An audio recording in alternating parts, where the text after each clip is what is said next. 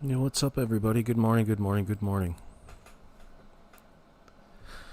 Oh, Darlene, it's good to see you this morning, darling. We had some bacon and eggs. Hello to the UK broken goth doll. We'll get right into it. I was glad I spent some time over at Ninchi's. I watched her new upload that has Janie discussing just the latest announcements in the news about the cadaver dogs coming in and whatnot. Daniel as well, but not to the same extent. She had some very interesting things to say. And of course, right away, there's some avoidance. Let's not forget the priorities in all of this and always have was to discuss for Janie around these, I would say, them borderline fictitious allegations that she's claiming are so important she has to call in the CBC over and prioritize her innocence at any one time rather than the reality of the situation and the circumstances leading up to Jack and Lily going missing. On that note,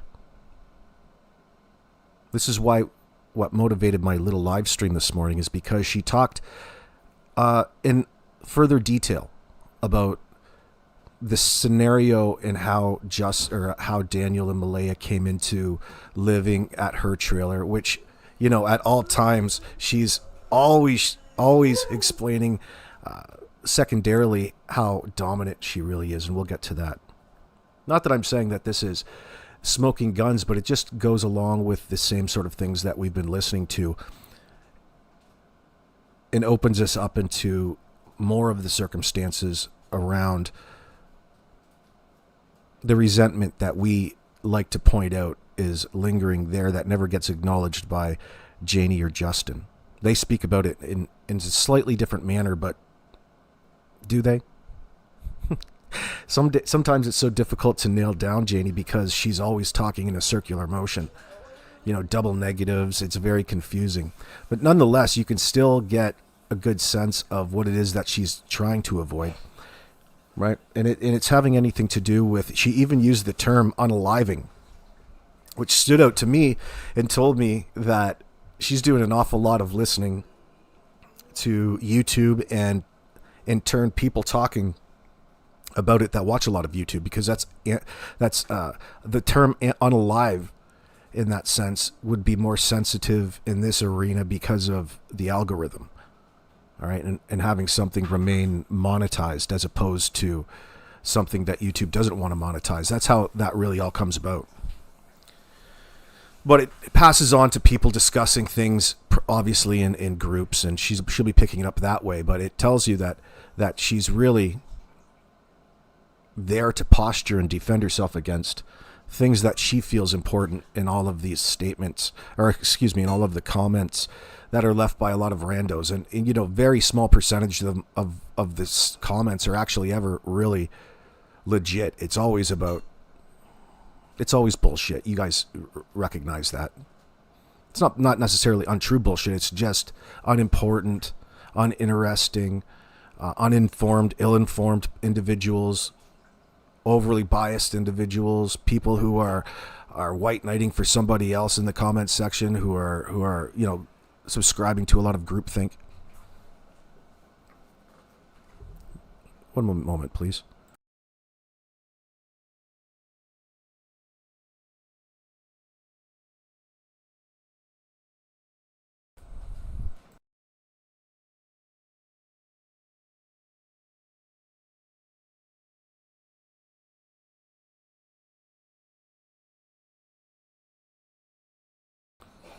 Oh, good morning, CB Canada. Good to see you. You're so confused. If Janie didn't take her phone, then did she miss Malaya's call and not return it for a few hours since she was searching? Or were these different days?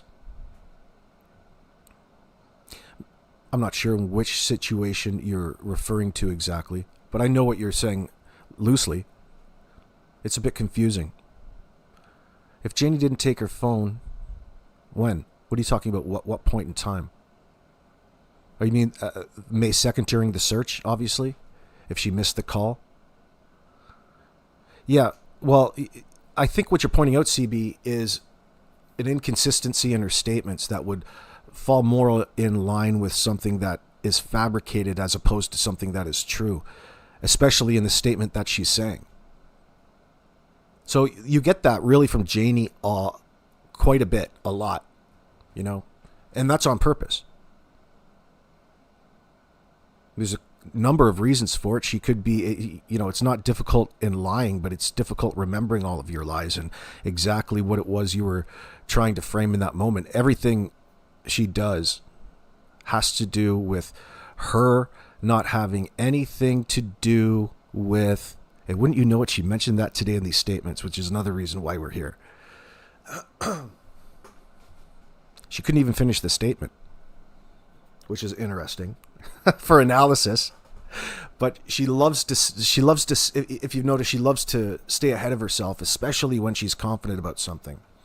Now, it's come to the point in time where, they look really suspicious. That aside, we don't know to the extent Janie's involvement. It doesn't matter because of how she's portraying her own victimhood and lack of empathy for Malaya and the children, and really pushing blame in front of an audience onto Malaya for anything bad that has happened and everything bad, and giving us reasoning for it. Well, her reasoning, which is only partial truth, but it brings us into an arena of thinking about, well, what else is there? Or what is she speaking around? If you're referencing just the smallest amount, the minimal amount, then chances are there's something greater at hand. Brian Sutherland, what's going on? So if you haven't already, or at some point today, make sure you go over and check out Ninchi's True Crime's latest upload. I love how they keep insisting, and the reason that they bring it up is that they always invite all of these things. Ignorance, when it comes to the law, is never an excuse, but yet they always love to present it as they're just not wise enough to understand the law and talk about it in a way in which you understand. They're always talking about it in a way that they don't quite comprehend the fact that, you don't have much of a choice in this circumstance. The fact that you're preemptively volunteering all of this information, you're the only one using it in front of the people all watching in on you as hopefully an example of why would they want you to think, if I was so guilty, why would I be volunteering all of this information up on my own? That's just a superficial excuse. The fact that they're even bringing it up and emphasizing that point is a bit concerning in all of this. It's nothing wrong to acknowledge it as you go, or if somebody brings it up, but they're volunteering all of this information in light of being intimidated by a bunch of strangers who are attempting to victimize them with a bunch of baseless accusations from all around the world. You're in control of that, Daniel, not anybody else.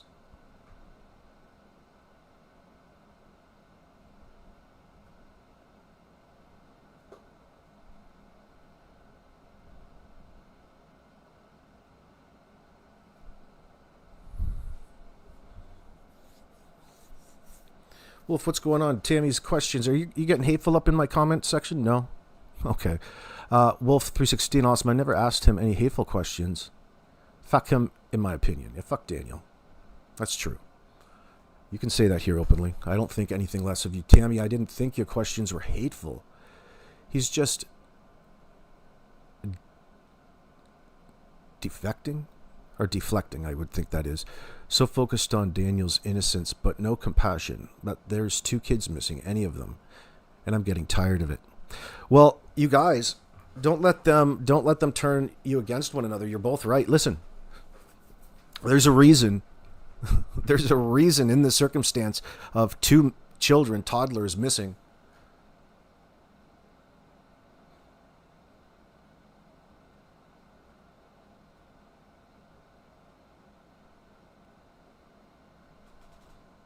Got distracted. Hold on.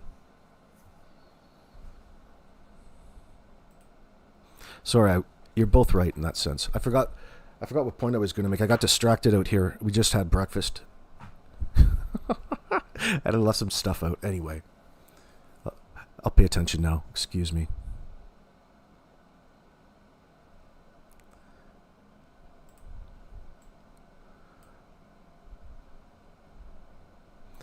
I got a list of statements here that there's a few here that really stood out to me that I quite enjoyed. Full of little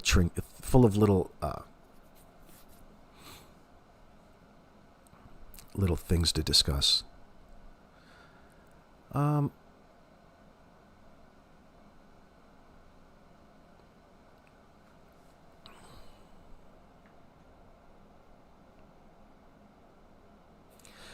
Even the simple statement of I know for 100% the cadaver dogs won't find anything.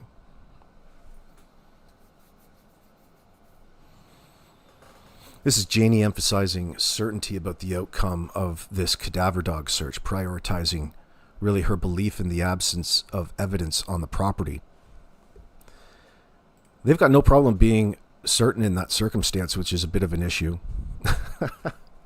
Of course, that's one on, but it falls along in line with her underlying constant defensiveness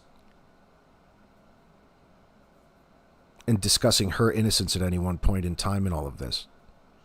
What is that like? That's reeking of somebody hiding guilty knowledge. Janie, I hate to keep harping on you. But I mean, listen, I think in this circumstance, she meant, therefore, it tells you a pattern of rhetoric that she's presenting, that she wants you to fill in the blanks. Therefore, I'm not guilty, so stop bothering me. We can all appreciate that feeling that she has. I don't know if that's ever going to go away in this circumstance, Janie. What do we put him in jail for, Brian? I don't disagree with that way of thinking in this circumstance, but we are not privy to all of the information from the RCMP. We can point out all of the areas that we suspect they're showing deception and they're lying, but without confirmation and further analysis of evidence and things like that, which we don't have access to. We can never really directly say you need to do it. Yeah, in this circumstance, yeah, as of now. Like the fact that they have really blown up their own story, as simple as that story is that they all repeat about what happened that May 2nd morning. It's all this time later, and they have spent all of that time avoiding, dodging any sort of questions about the night before, the day before. And I've went on a preemptive role ahead of time. Spent, over explaining, not right this sec, chair. Hold on. Just wait.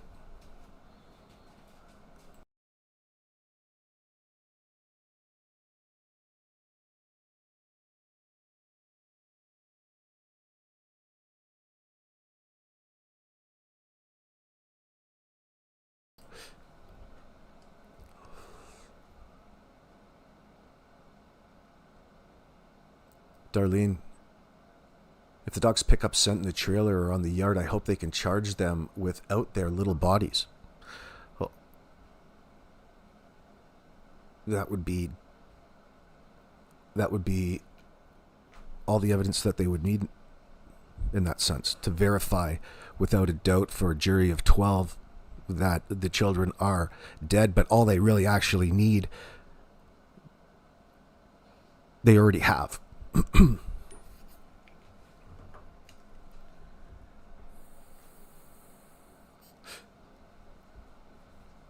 In my opinion.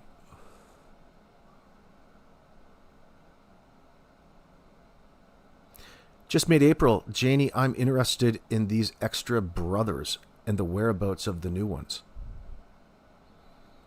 Oh, you mean like Henry and all of that? Isn't that his name? Henry McKenzie? Everybody around there sounds like they're really of relation.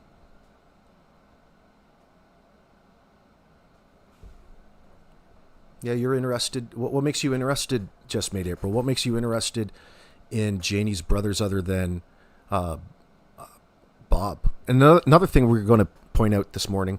Do you remember all of this time now? Here's a little example of an adaptation for Janie, i.e., a changed story in this sense from our perspective. All of a sudden now, the sequence of events that morning on May 2nd when her brother called, she came out and has said now that it was after her brother called that she heard the kids out playing by where that woodpile is underneath the swing set or the swings.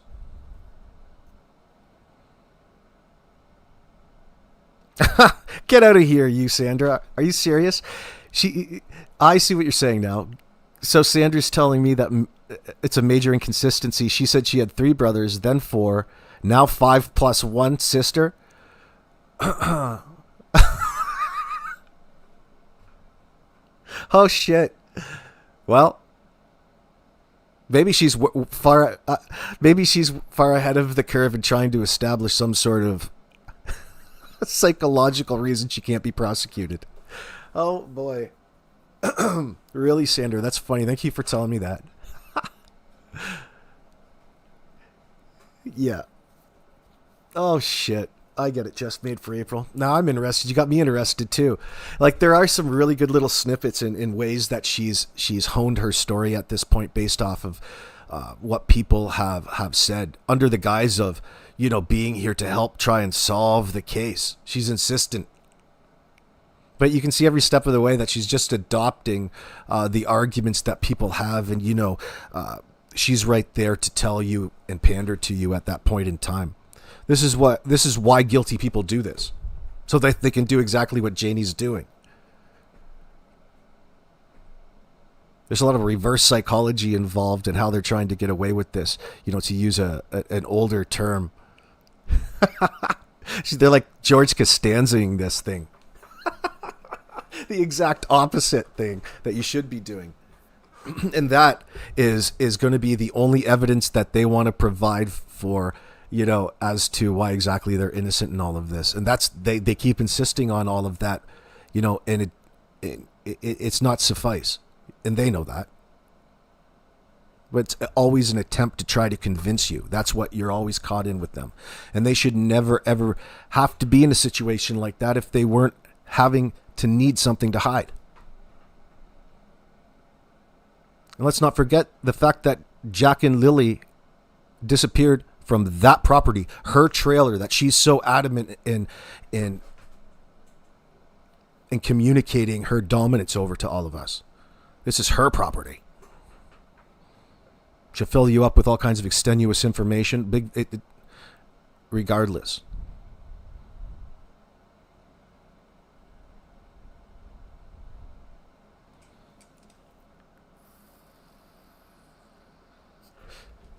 Should get over there and have a listen. Was there any other points? Hold on, let me just tell you. Let me scroll down here. I got a short list under her video. Right here. I was making it as I was listening. So we have the first one I pointed out is Janie refers to the boot prints on the pipeline as their boot prints. So there's Janie already leaking. That's leakage. As far as I'm possible, potential leakage. Strong possibility of leakage, I guess I should term it. But it goes to show you she's referring to, there's no such thing as a slip of the tongue in this circumstance, especially when it comes to Janie. She's too busy trying to, psychologically stay ahead of everything in her own mind before she lets loose. But she's not very good at it. It doesn't stop her from trying, though. Good job in confusing a person who's believing everything. But nonetheless, Janie uses the term their boots. That's very specific. Not referring to it as a possible boot print, but their boot print is fairly concise. She believes potentially that really is the kids' boot prints down there. Well, why would she do that? Why would she do that at this point in time?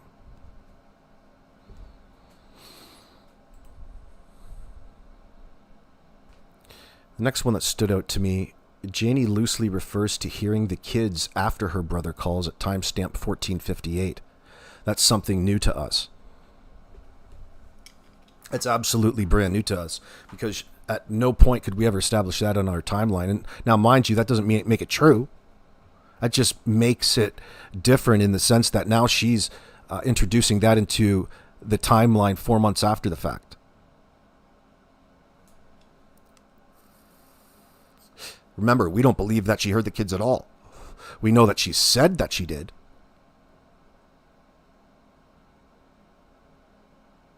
But there's a big sensitivity area there because this is around the scenario that she likes to tell you that she's crying because and she's so upset because if she actually did, instead of hear the kids, actually turn her head and look at the kids and go out and interact with them, none of this would have happened. None of what? None of what would have happened? How is it that you're so certain that something has happened yet when you won't linguistically commit to anything at any one point in time? Again, another insinuation brought to you by somebody holding guilty knowledge, in my opinion.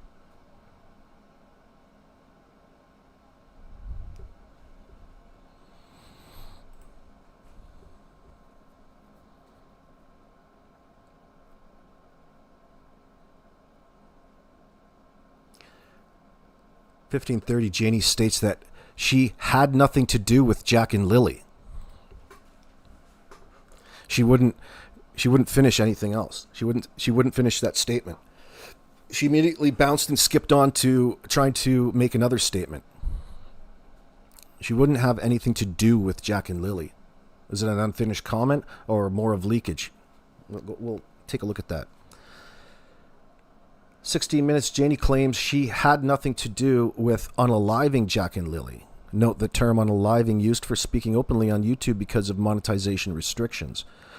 Timestamp 19, Janie talks about the living situation, which is room for conversation this morning. So Janie's given us her perspective early on, and we were fairly close, except that they didn't pay any rent. We didn't even stick them with that. We didn't anticipate that. Janie said that they were doing it rent-free. What is going on up in that house? Love the way that she describes Daniel as her 34-year-old boy. Talking about the drones. There's drones flying over her house. There's drones up there monitoring us at all times. Yeah, well, what else is new? Just the fact now that you're paranoid and now you realize that they've always been up there doesn't mean that they're looking at you necessarily, but in this case, they probably are. It's easier than having somebody stake out your house. That's what they're up there for, son. Hold on.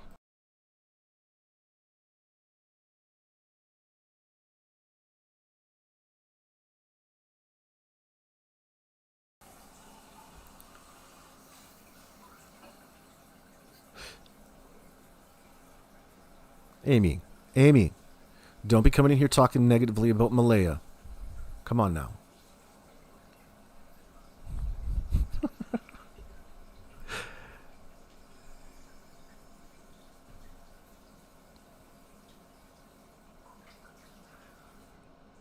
Yeah, you're wanting to interview the dogs, Amy? Aw. I heard that. You heard that, Lindsay? My family tree needs more work. Oh boy, hold on. Let me see. Let me pull this up here. Let's listen. Is there anything else I pulled in the back on my notepad? Let me see.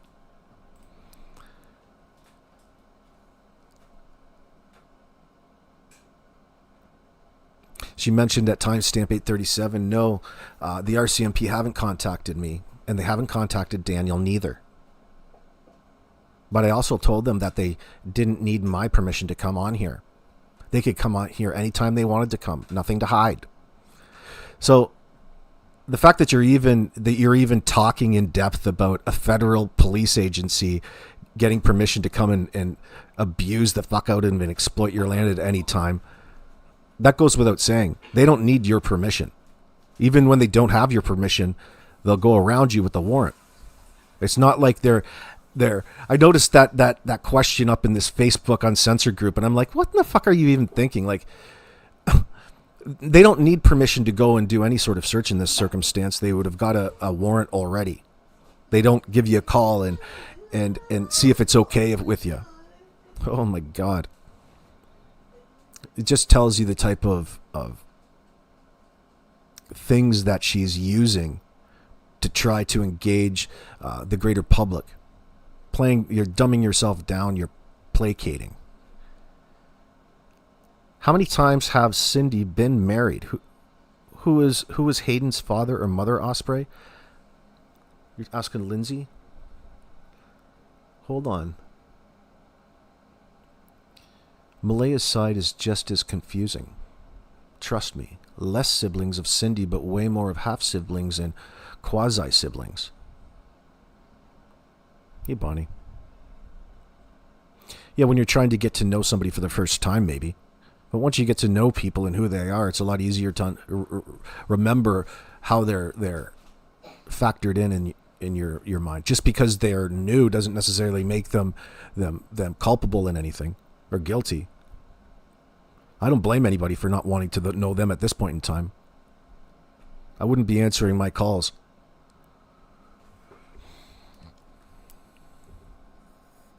And by the way, another thing that stood out to me about this statement about about Janie in her victimhood, going and telling us about she's called 6 different lawyers to go and tell her the same thing. Now, first of all, the only reason that, Janie, you would need a lawyer to get to see any of your grandkids would be as if they were in state or provincial care with to the Children's Aid, and Meadow is. Okay, so you're really only fighting to go see one. You have no rights as a grandparent to go and have a court order to be able to see your children. Anything would be in agreement with the individual who had custody. Okay, Mrs. Power Trip? Mrs. Think that grandparents have all of these fucking rights in this circumstance? You have the same sort of attitude. I'm familiar with the attitude that she's incorporating here. Don't be stupid. Your rights don't trump that of the individual with custody of the children. All right. So in the circumstance, she's playing everybody who's ignorant. Fuck. There's no excuse. You can go and search up and be more informed about a scenario than she is. She prefers to wallow in her ignorance and then turn around and tell you that she's contacted 6 different lawyers and they've all told her the same thing. Now wait for it. They all told her that because of the circumstance, she can't see any of her children because of the case of Jack and Lily. And she's using that really, what she's trying to use that for, I get, is that she's turning and spinning that at Malaya and insinuating that it's really all her fault, all her doing from afar in this circumstance. That's the real benefit to her. But it's just so fucking... fuck, are you dumb? And you're choosing to be openly stupid in front of a microphone. Heaven's sakes. It's so fucking annoying. So really, they there's a slice of reality in all of this. It has nothing to do with the 6 different lawyers telling her the same thing. And you're still not even... Didn't even learn anything, did you? So she's pointing to the investigation as a whole being in limbo from the perspective of the establishment, really. In that they can't allow anything like that due to the nature of the circumstance and how guilty and suspicious you guys look in the disappearance, because this is a very, very serious matter. And you're getting a little ahead of yourself and insisting that everything is okay. Everything's not okay because you guys are refusing to go into greater detail. Remember, you guys forget everything. You guys refuse to go into greater detail with the police initially. And that's all over the paperwork because, a reoccurring theme throughout all of that is the fact that neither Daniel or anybody else around the kids could actually remember much of anything, which is just stinking of somebody, well, we'll say just withholding guilty knowledge in that sense. Absolutely it is. Why? Because they are.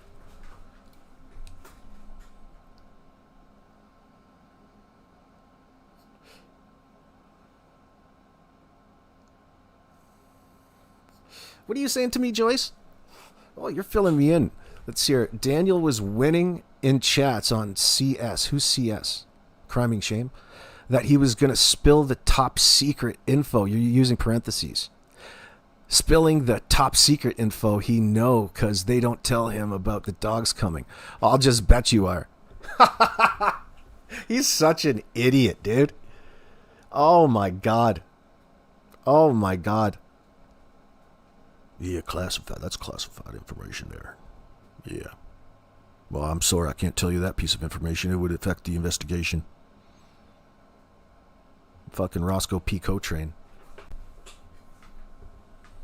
Coo. She sounds like she's actually blaming Jack and Lily, in your opinion, in this broken goth doll. Oh, yeah, well, you're not wrong with all of that. All along, every step of the way, they've put blame back onto the kids. That's their defense.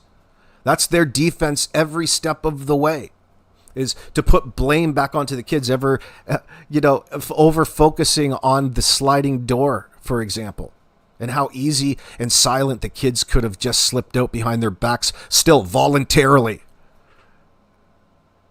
into the great white north, like kids do. No. Not in this circumstance.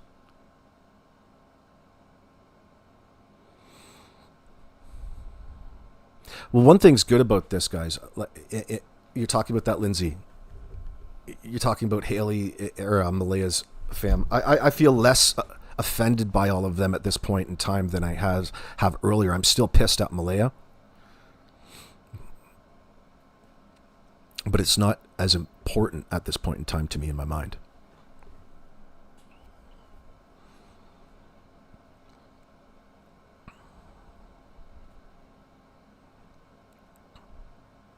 Let them talk long enough and they'll tell you what happened, and that's exactly what's going on. Especially when it comes to liars in the circumstance, because they're always forced to lie. Oh, I love the fact that Janie refers to everybody as just so stupid. All of these stupid people out here just don't believe me. You don't believe Janie because you're stupid people. No. Oh, shit. Why are you even involved in all of these groups in this circumstance? Do you think that it's actually doing something to help find them? That's what she wants you to think. Like, so eager to play into all of these things that are essentially false. Oh, I didn't know. I came to the internet and I was just so ignorant in 2025. Come on. He is pissed that they never noticed him. Daniel thought they were your buddies. Yeah, it made you laugh too when you read Daniel. So pissed the cops didn't give him a heads up. Well, he's a junior detective. You would have thought he would be monitoring. Can't believe it. I'm not expecting anything big out of all of this, but I thought it was really interesting.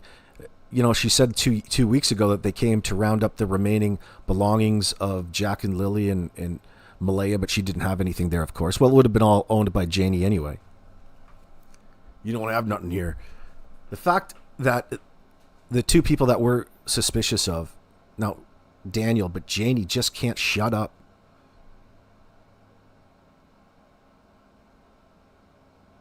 Yeah, I just said that, Tammy. Yes.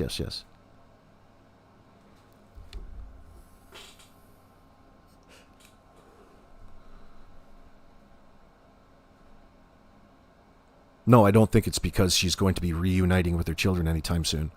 It's just remaining belongings, trying to separate the situation from these two lunatics. You don't need to apologize. We're just talking about it at the same time.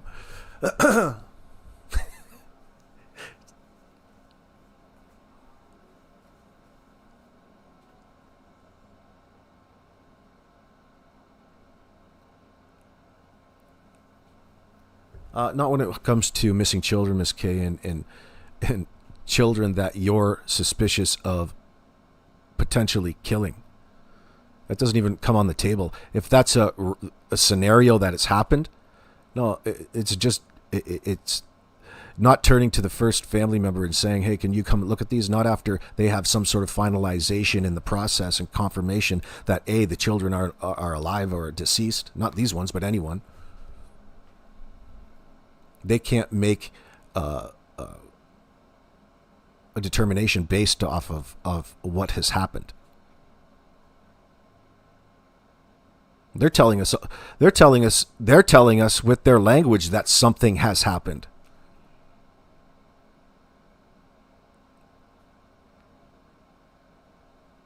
Yeah, I think we're actually saying the same thing, Miss K. Well, they asked Cindy in that circumstance, right, with Meadow? But she broke it. There's a reason why I'm talking. We're mixing up specificities. I apologize. We're saying the same thing, but in this case with Janie, I was arguing it from Jamie's perspective, but I'll unfuck ourselves here. We're both right. Right cover 172. She's nonstop. They've told us, really, and without directly admitting it, they've told us through their statement, through their linguistic patterns, that they know that something bad happened to Jack and Lily. Even up to the present time. It's the fact that they don't give not just statement analysis, but, the English language any credence or recognize what people are actually looking at when they're determining or judging them in this moment, like the RCMP. They're just pretending that ignorance is going to get them through all of this, and not knowing is some sort of balancing act. No, it's not so.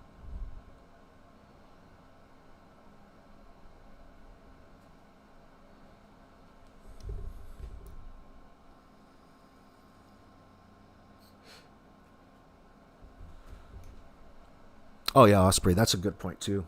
Like even big blankets, even taking the kids' clothes and making sewing them into, what is it I'm thinking of when they sew them into linen blankets? I used to have one for charity. There's a certain term for it and all of that. Yes, I know. I should know that, but it's been so long. Oh, Wolf 316, you got stories about Kent? I want to hear them, bro. I don't even dislike him. The fact that he's putting himself up there, I can't wait just to roast him. I'll roast that son of a bitch every second I get. It cracks me up. You'll learn. Quilt making, yeah, Ian. But, yeah, you're just potentially for some fabrics to cover the, quilting. But I forgot what those specific blankets were called. Yeah, quilted blanket, I know. But when you sew all kinds of, it's like a theme on it too. But there's like a memory quilt, Susan B. Yeah. Memories Forever. I got one very expensive. It was really expensive to get one done. It lasted a long time too until Charity doesn't quite respect it as much as I do. Afghans are different, sweet tea. Afghans are different material as well, I believe. But what the fuck do I know? I thought they were. maybe you know. maybe I'm just talking shit. Yeah, you email me. All right, well, you do that. You got shit on Kent? You better watch out, boy. We're going to bring the drama here. Yeah, you can call him a prayer blanket. It's a memory blanket. A memory blanket's probably what I'm thinking of. How is it that I know what I'm thinking of if I don't know what I'm looking for? That was my fault, guys. I think we're talking about the same thing.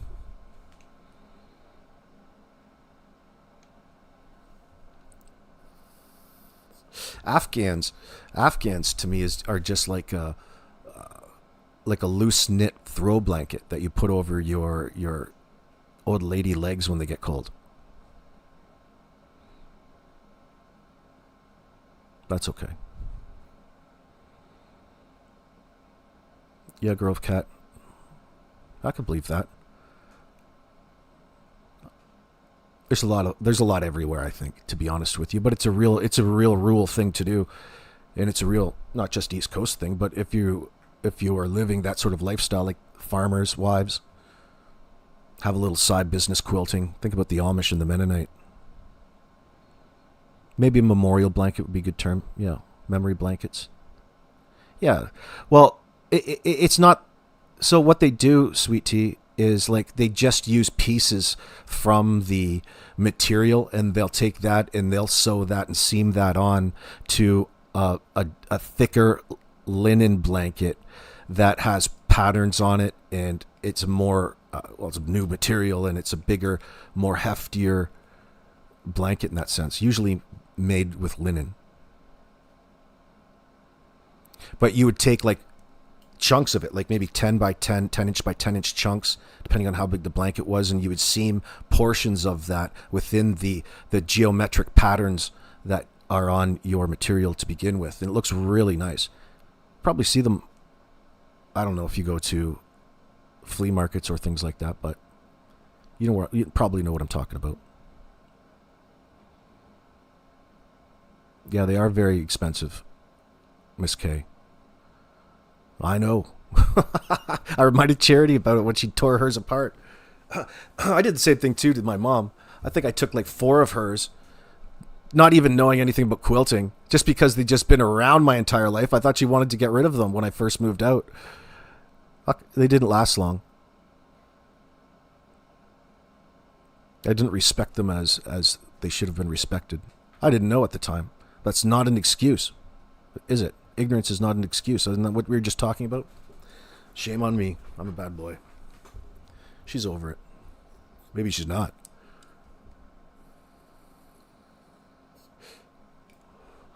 You want to make a bear out of your great aunt's fur coat she left you.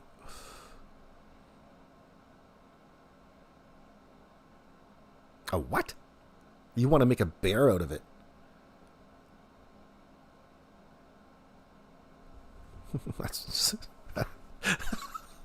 That's so weird, man. You should make a wrestling costume out of it or something. Yeah, using keepsake baby clothes for the quilt, JJ. That's kind of what we're probably talking about. I think that's probably what Malaya is thinking of in that sense. That would be one reason you would keep all of that. And why wouldn't you? There are children. It's amazing to me that Janie isn't up there making a memory quilt of Jack and Lily right now, eh? Hey, Janie, why is it that you're not making a memory quilt of the children right now? Like Malaya's side is? Well, that'll be the next question you guys got to ask her in chats. Go up there in that uncensored group and ask Janie why she's not sewing up a memory blanket with all of the kids' old clothes.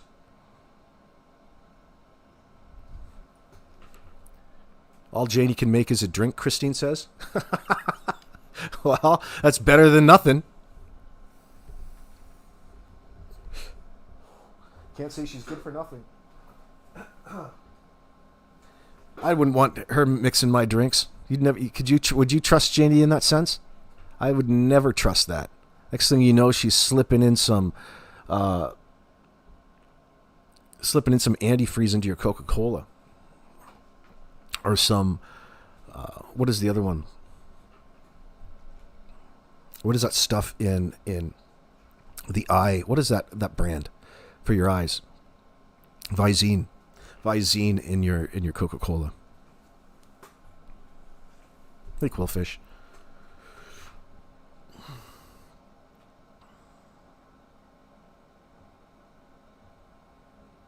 Oh yeah, that sounds about right, Miss K. I remember I probably paid closer to $500 for it 20 years ago.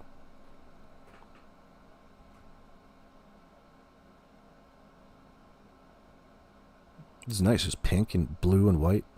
It's really nice. Yeah, where the fuck is Janie in her memory blanket? Memory. She's probably got beer labels all over hers. sticking all those beer labels up on the wall. Maybe she keeps all her bottle caps. Yeah, JJ, is that something you do? Yeah, you charged about $400 for 4x4ish? That sounds about right. It was just big enough to cover, a queen-size bed with nothing over the sides. But it didn't matter. It was nice to curl up in and wrap yourself up in. We used it a lot, overused it.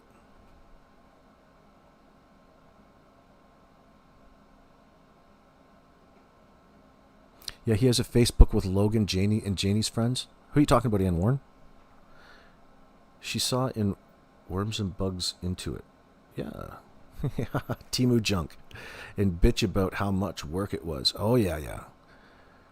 Talk about all the work she went into making the drink and walking it over here for you. She would talk about walking it over there and her dog and how stressed out her dog got over the fact that she put 2 shots in as instead of 1. She's concerned, making it lose its hair. What vehicle were in the garage when it burned? And Warren, that's a question for Kent. Kent, what vehicle was in the garage when it burnt? It burnt to the ground, buddy.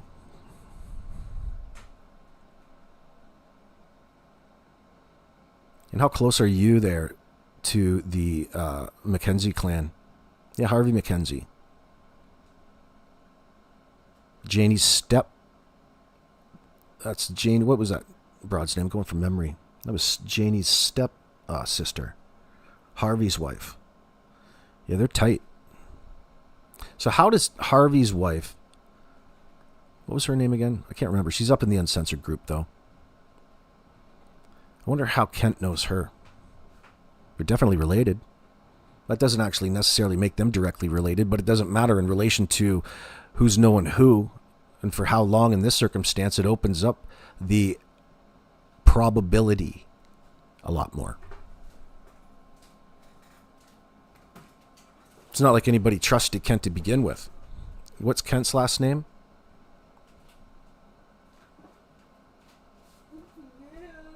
I can't remember it off the top of my head. Somebody in chat knows.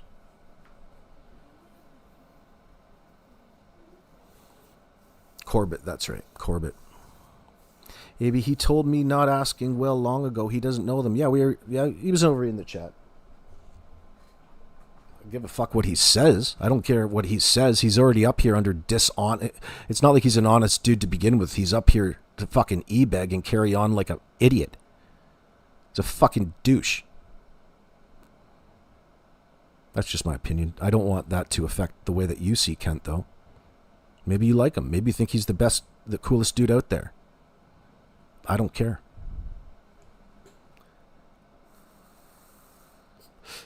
That's right. You got it right. It's about on target. Just made April. He's lying and playing damage control. Absolutely. Not to mention he's a fool. Yeah, Ruby, I already know all about his garage burning down.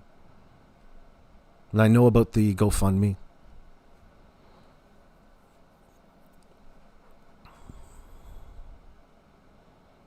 Hey, Lori Green.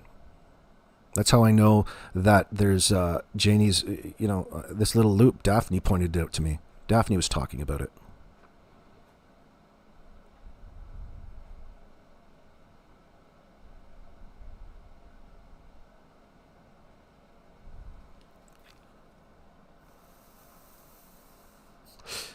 But nobody's saying he's directly related. The link comes in to Janie's confidant, her stepsister, who is a Corbett, the same last name as stupid Kent. All right? It doesn't matter. He can go around and tell you he doesn't know her, but I don't fucking believe that whatsoever. We don't believe anything that comes out of his ass. That's a rule. That's my new rule. We don't believe anything that Kent has to say.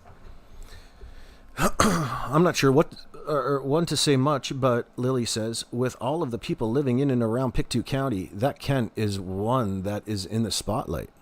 Well, he's put himself there. He wants to be... Uh-oh. What the hell was that just broke? Just a sec. Oh. I'll have to pull that out later. We blew a flat. That was my computer chair. Something happened. A bolt dropped out of it.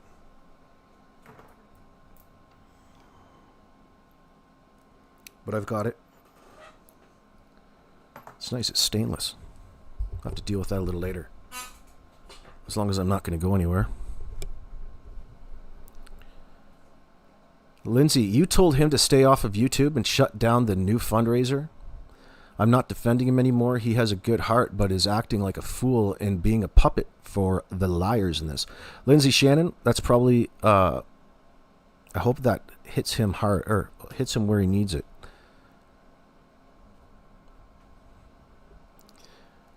You want played on Kent? Plaids on Kent, Ann Warren? I don't know if these of great importance in all of this. I don't know if we need it plaids for Kent. It's obvious that he's up there doing damage control and trying to pretend that he's something he's not. I'm not about that shit. I like people who know what it is that they're talking about, or at least really legitimately like to learn about things.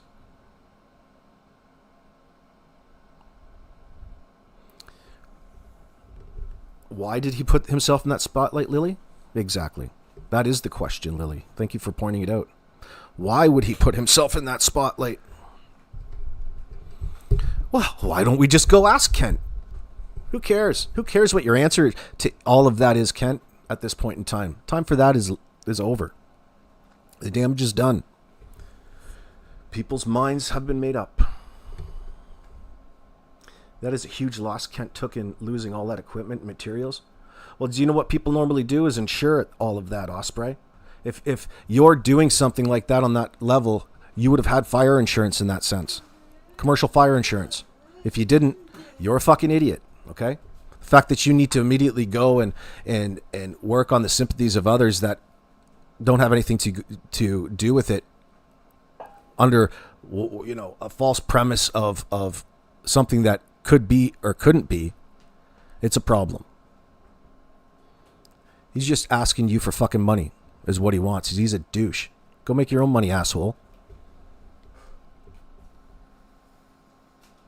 Go put a fucking long on Bitcoin.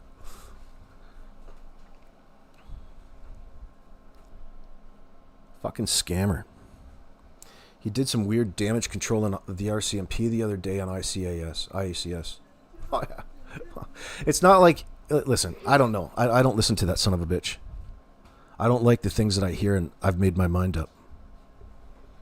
He wants to whine. He can go over and whine in Mike's live chat. That's right. Just made April. There is a reason why he's lying and has inserted himself. Damage control on behalf of Janie and her friend. Or her sister-in-law. Kent's relation. Janie's sister-in-law is related to Kent. Absolutely. Because the dude who died is related to the individual who's involved with that garage that burnt to the ground. Kent's garage. And that's the connection that everybody's making. So Kent, you can fuck right off.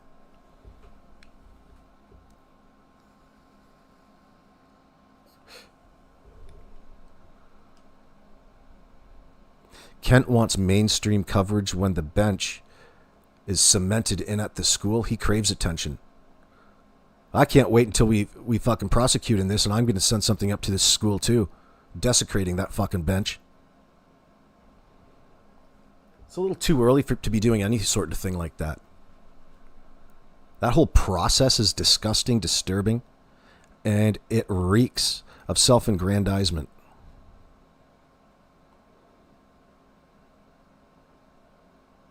See, why you do that is it's you do what Sonny's doing in order to make malleable your viewership in that sense. In order for them to be more likely to throw donations your way, to be into whatever it is that you're talking about.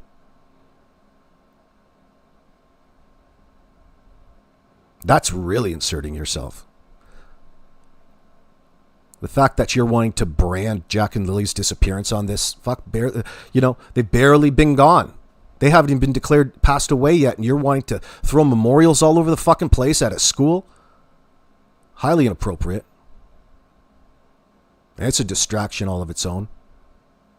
and a reason for you to fucking rip off your audience under the guise that they're actually making a difference in all of this, because you're the one tapping all of their emotions emotionally and having them do all of the hard work and separating themselves with their money while you collect it. It's going to be your name, and you'll be reveling in the glory. That's what they're after, okay? That's the point in being up here.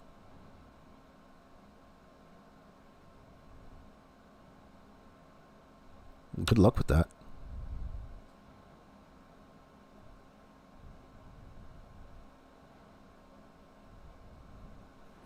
Roxanne, you don't have to put on that red dress.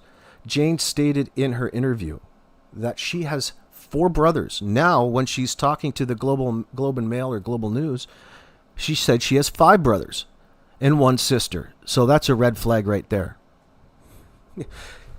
That's one right there. Thank you. Yep, you would be right. That is a red flag. But just another one. Right? Inconsistent statements. And it's okay, because she turns around and tells you and apologizes for how inconsistent she is at any point in time along the way. And like, that's supposed to be some sort of replacement. Oh, now we'll believe you. That's what it is. Yeah, I know he's in a wheelchair, Donna. I don't give a shit. Ken, I don't give a shit that you're in a wheelchair, brother. I don't. You being in a wheelchair doesn't mean that I need to feel fucking sorry for you, especially when you're insisting on putting yourself in a very serious situation like this for your own glamorous needs. In fact, I'll fucking take that wheelchair and I'll throw it down the goddamn longest fucking road like this was a goddamn cartoon, Kent. I'll take you for a walk and I'll walk that goddamn thing right into a brick wall. How do you like that? Fucking dumbass. What do you think about that, Donna? See, I didn't bring up your wheelchair. Donna did.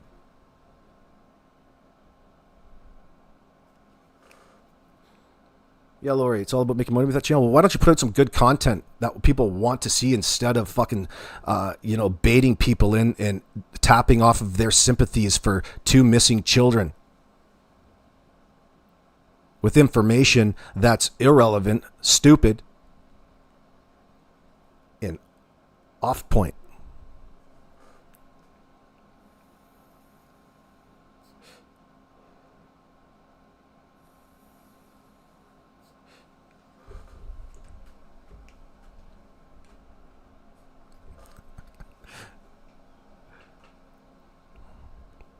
Ken's in a wheelchair. Big fucking deal. It means his content should be that much better.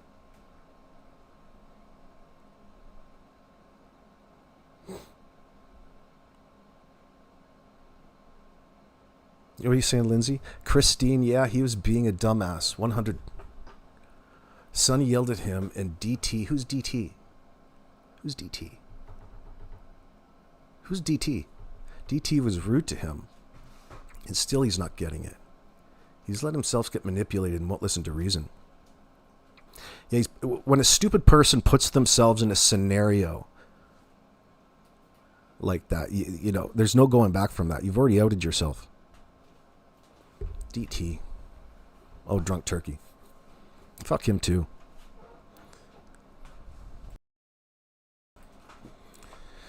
It's all about making money, says Lori Green. Look at Sonny using the kids' names. And now showing a pic of Belinda, telling people to hit the like button for them on their behalf. Yeah. That's a... You throw that through Plaids. You don't really have to. You know what that is right away, right? But you should have Plaids ingrained in your memory.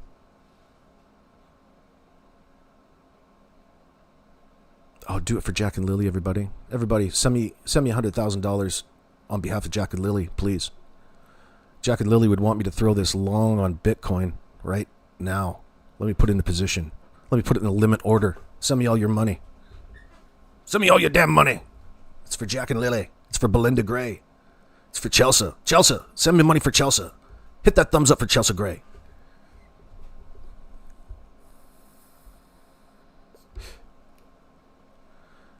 Not true, Osprey. The dogs wouldn't find remains if they were burnt down in a garage. Not true. Not necessarily true. In fact, these dogs are trained. Even in fire, you can still pick up decomposition because nothing burns 100%.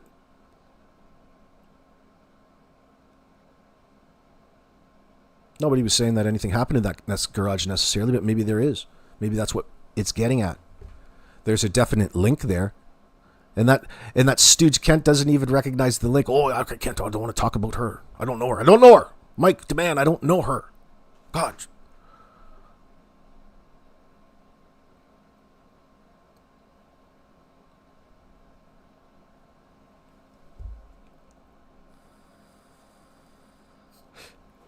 Bonnie Randall says, Lori, they make me ill. That channel is like a telethon, so tasteless. Everybody's a critic, eh? They couldn't get any lower than the snake's belly. That is low, Lori. What about earthworms? They're lower. You're lower than an earthworm. You're lower than an earthworm. Miss K, I know the morning call she said about the brother asking her to go to town. Well, yeah, now, Tammy, you know that now she's saying that after that she heard the kids in there. So that hones down her timeline even more. Just wait until we go back and find out all the red flags in comparison to that now. Because, of course, she's mixing up her tenses. She doesn't talk in a way that is representative of recounting reality. Experiential, maybe. Like experiential memory in with all of that, yes. But not recounting an actual person's concerned last account of seeing Jack and Lily or interacting with them. Now she's crying for herself because she knows she's got something to get caught over. She got her boy Daniel out there getting rid of all of the evidence. Raking over gravel. Raking over gravel. Rake.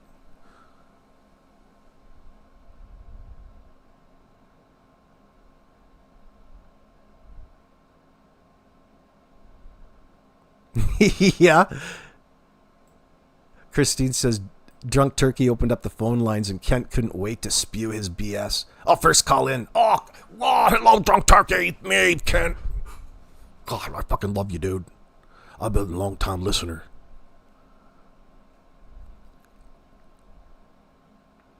Yeah, Donna, you're thinking Drunk Turkey's misleading? Probably. But I don't know. I don't listen to him.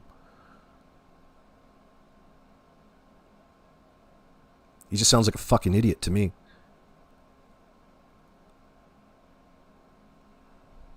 I feel so bad for Belinda at this point, says Lily. She's such a strong woman and just wants answers. Well, yeah, I feel bad for Belinda that she has to go through this too, but she needs to. She needs to do what it is that she's doing, which is good.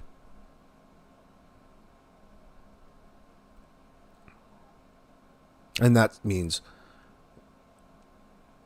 saying what needs to be said at certain times. And she has been. I feel bad that she's got to put herself through these fucking Facebook groups. All of these competing, morally challenged people in that sense.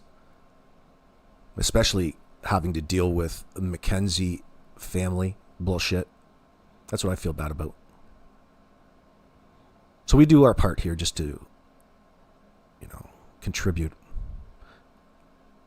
Bonnie Randall, I agree with you. I stopped watching a while back. I seen through that channel. God, fucking guys. AB, that's not what I'm saying, says Osprey. Okay, all right. If they don't search the garage with dogs, they won't find any remains if they are there, in my opinion.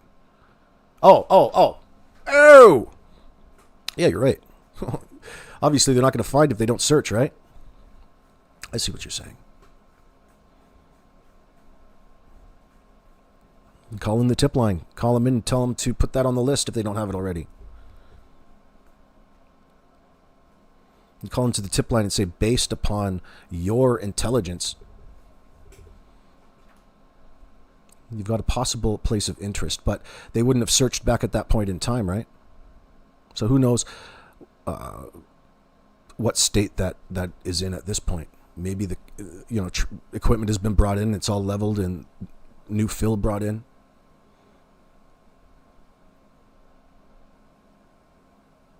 Belinda is strong and graceful. Sandra, oh, what lovely terms. Oh, hello. Oh, you're so strong and graceful. DT has a way of getting people to talk. Playing dumb works sometimes, Ruby says. Is he playing dumb? Is that what Drunk Turkey's doing? Well, good for him. Why not add a tap dancers or hula hooping? Why not add a tap dancer or hula hooping?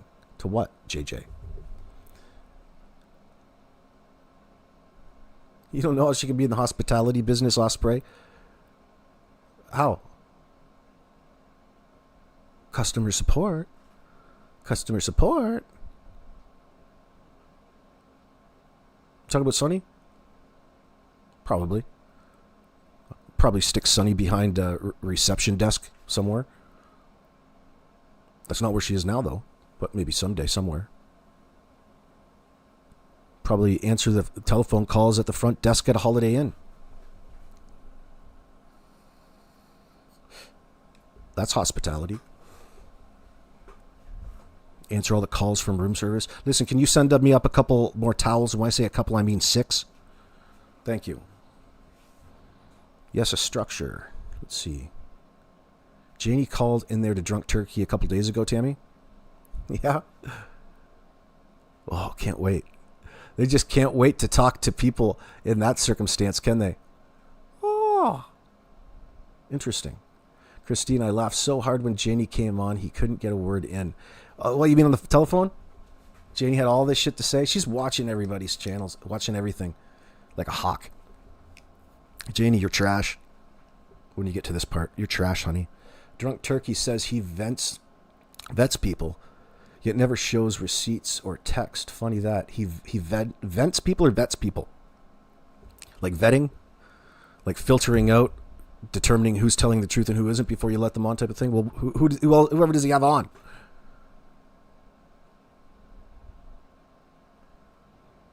At least he's lying to you what he's doing. That's a problem. Yes, covert. People finally get wind of that. It doesn't really matter, though. He just adapts.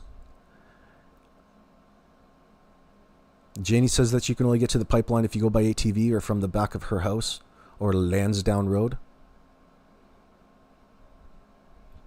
Cool.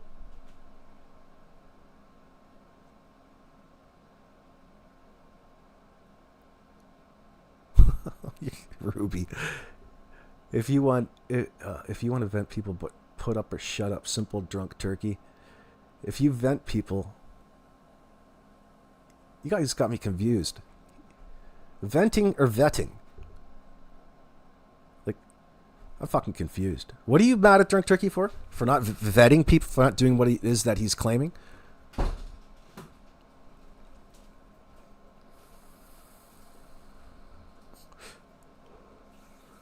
Oh yeah, look at this fucking comment in my comment section today. Like, why people leave stupid fucking comments to make themselves really...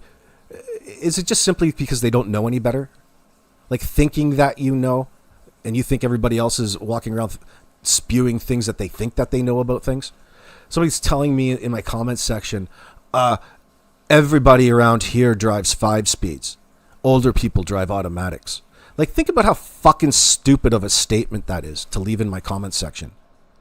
Oh, fuck, things like that just bother me. I just removed it. Not like I'm asking for much. The stupid people are watching, that's for sure.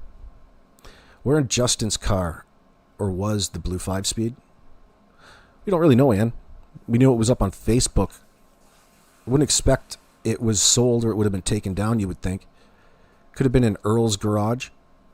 Could still be driving. Because I think the hook to it all is when Belinda was there on Saturday, Justin came down and parked it intentionally away from the property at Garlock Road on the neighbors, like that 2 lots to the north, or 2 driveways to the north. There's a little place in there that he parked to this 5-speed and then walked down.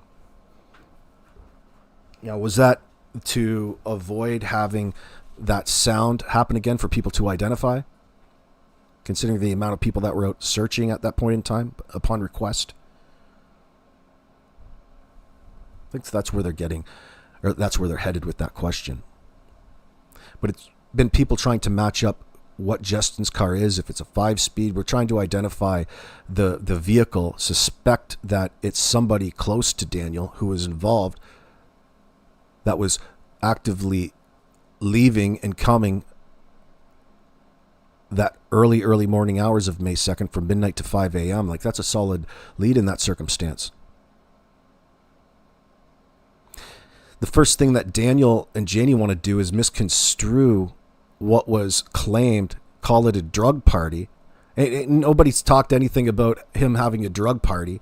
We were in a situation where we didn't know anything. We didn't know enough to make that determination at the time. But looking back on it now, it was absolute bullshit. It was nonsense. Nobody was talking about that at that point in time. That was just a way, to pick something and talk something up that didn't have anything to do with Jack and Lily. Oh, that neighbor's, he just said that to try to get the heat off himself, says Daniel. No. No. You don't expect him to tell the truth at this point in time.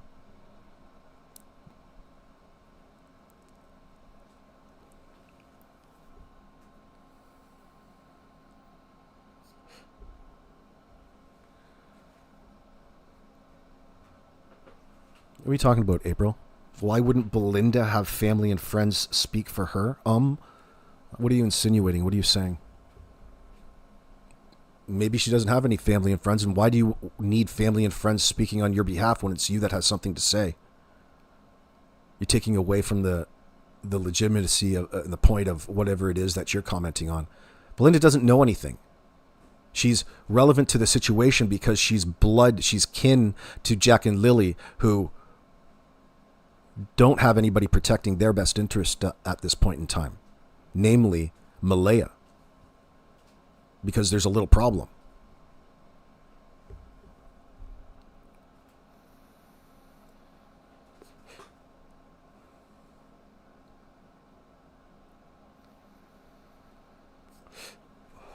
Well, I don't know who that is, Lynn. Lynn saying that you catch more flies with honey than vinegar might take on the DT show. Why is he trying to catch anything? I get the point. I get the point. You want to keep them talking. That's it. I don't know him. I don't want to know him. I don't like him. I don't care to like him. Never watched him. So don't use my fucking channel to prop up a, don't be recommending. Everyone blows smoke up Belinda's ass. Yeah, no shit. That's just as annoying. I feel sorry for her having to go through that. Like, everybody needs to, all these weirdos, bleeding hearts, you can see it in the comments, like on Facebook. Everybody needs to tell them their version of some sort of misinformation that occurred to them. Just these narcissistic outbursts that they put upon Belinda in order to go through and read. It's just unnecessary nonsense. You're not respecting her very much. But it's what you get when you join these groups. You can unjoin them. You don't have to put yourself through it.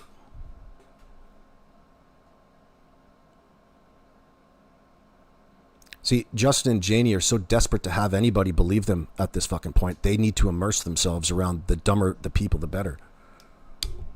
Make themselves feel better, more confident.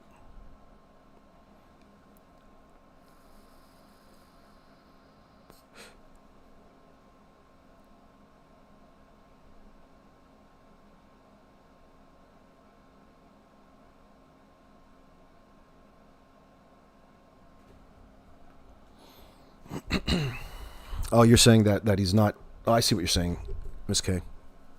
That he doesn't demonstrate how he vets people. I don't know who he's having on there to vet.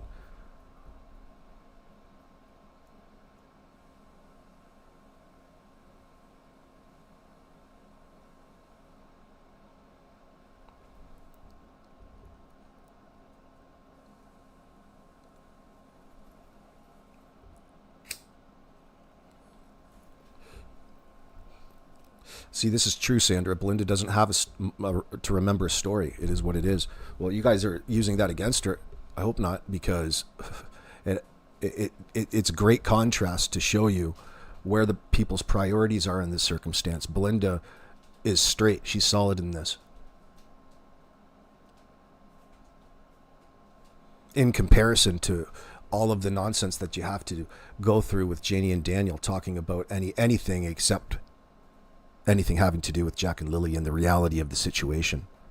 You have to continue to question them over their negligence at that point in time. Nobody's even questioned them over it.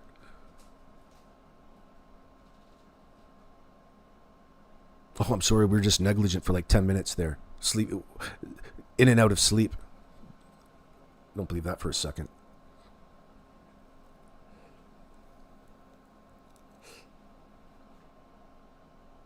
But Mike's right. You become cynical the more that you delve into. You got to be careful. Don't. Yeah, as long as you continue to recognize how cynical you're growing, you can, maintain a correction factor. But it's easy to become cynical and desensitized. He's right. We'll have to. But as long as it doesn't affect the overall outlook or your analysis, it shouldn't matter too much. Looks like they'll have time. I was glad to hear the canine cop said that they would be added as long as they needed to be. Same here, Ann Warren. I like that part of it. License to print money for them. Yeah, that did bring some relief that we weren't constrained by a timeline.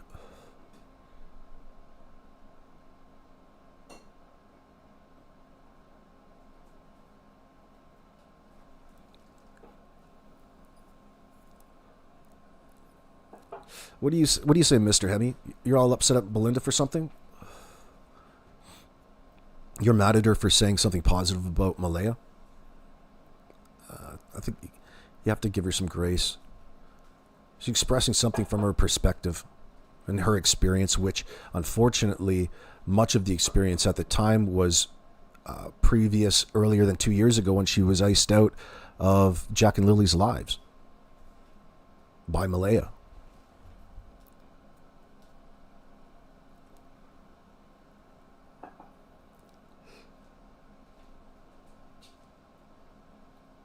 It's easy though to get emotional about things in time when the more that you learn that you've been deceived.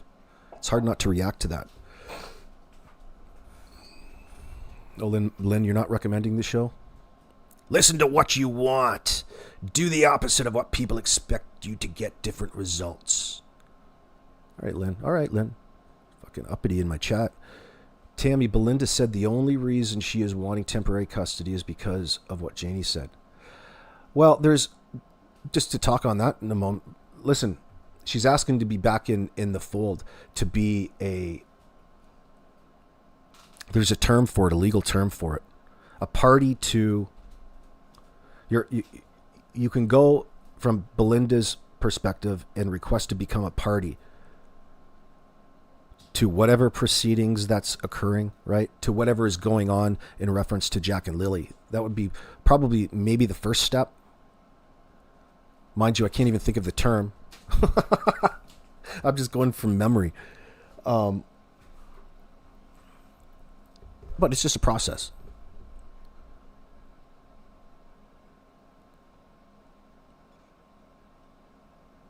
But I think the point to all of it is that she would be in communication with any developments, any further developments, like making her in the loop and a priority in the line when it comes to information, future information. Now, I'm not about to get all up in her business, but I think it's a good idea. I do think it's a good idea. I don't know why Cody isn't more proactive at this point in time. I can understand why he wants to keep his distance, because who the hell would want to put themselves through this nonsense? But that's their business at the end of the day. I don't believe that he's guilty in any of this.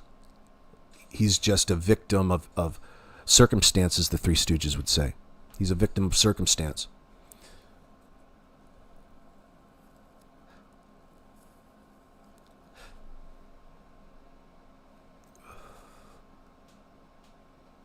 But there would be also maybe a reason, there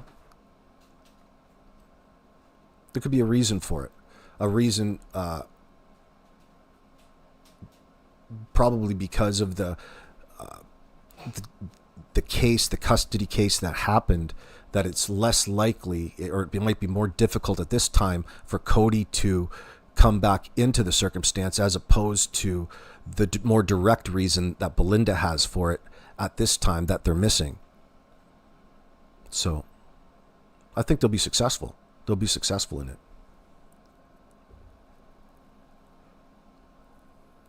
What that'll in turn be is she would be more, that would be,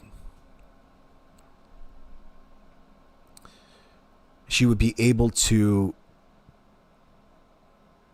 get information in regards to potential investigations or the concerns that were going on at the time, perhaps. I don't know how retroactive it would be, but it would be a step in that process. And Jack and Lily need that. They need that so badly. She shouldn't actually, well, they need that. They need that at this point in time, sadly.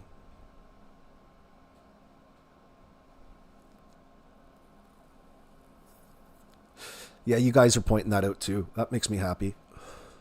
Amanda Graham, you're talking about, they're showing overconfidence. They're overly confident in the circumstance that they're not going to find anything. And that tells you their priorities, doesn't it? It tells you their priorities, again, is their own innocence and everything above and beyond the hope or even possible or a possibility that they're going to find Daniel or Jack and Lily. Nobody's accusing them of being, or people are more suspect of them being removed from the property, off the property. Okay. And all of a sudden they're telling you how certain that they won't find anything on the property. There's a lot of insinuation going on there. There's a lot of indirect talk. Like, first, you're the one volunteering all of this information. You guys have said it a few times how confident you are that they're not going to find anything on your property, as though this whole process is somehow there to exonerate you from any suspicions or any guilt, as opposed to here to actually find Jack and Lily Sullivan. Do you see where the priorities are there? Like, first of all, it should sound something along the lines of how hopeful you are that maybe they do find something, as horrible as that would be to happen.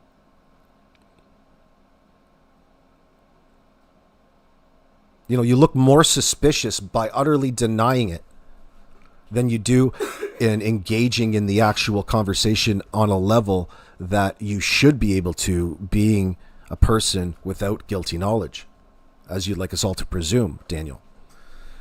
It's not like this should be much coaching. They take all of this advice anyway and apply it in real time to how they respond to the next, the next questions next week, in that sense, or the next day or the next time.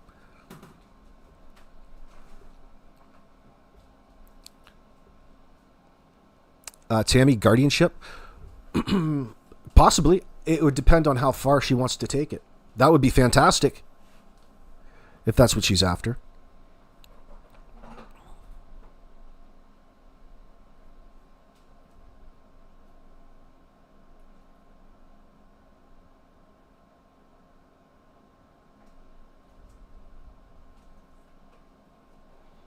No, Phoenix. No, she was iced out for the last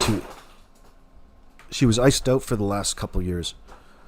She had no idea, aside from, she had no idea they were living, or living in that particular trailer. Oh, there's all kinds of shit going on behind me.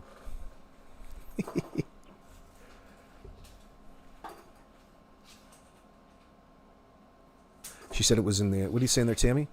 She said it was in the early days with Cody, but her opinion changed when she saw the trailer condition.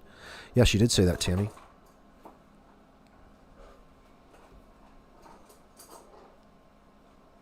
Grove Cat, good to see you this morning. What I have a hard time with is there were 3 adults there when the kids went missing, and none of them seemed to want to find out what happened. High five. If that's not a red flag, I don't know what is. That would be a primary indicator that, of course, like, all of this statement analysis is fantastic, and there's nothing better, okay, in my opinion, nothing better than this. Always, the individuals involved are going to be able to tell you what happened, even even when they completely are lying and deceiving. The fact that they've talked around any of the points all along is an indicator, but you're right, Grove Cat. That's a reoccurring theme here.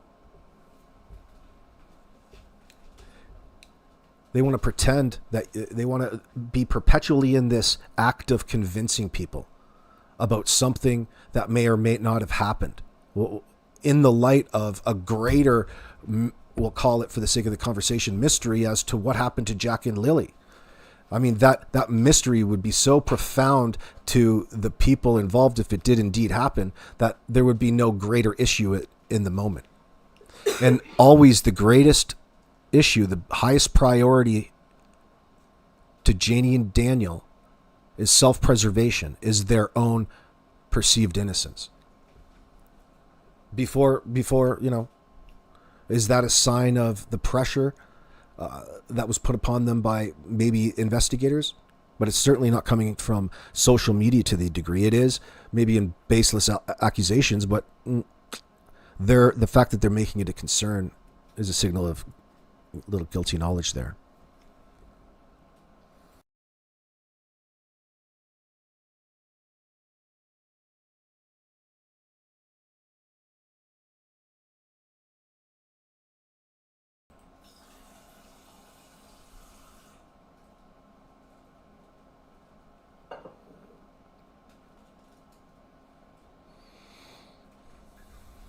I don't even think that's interesting, but I will, Tammy.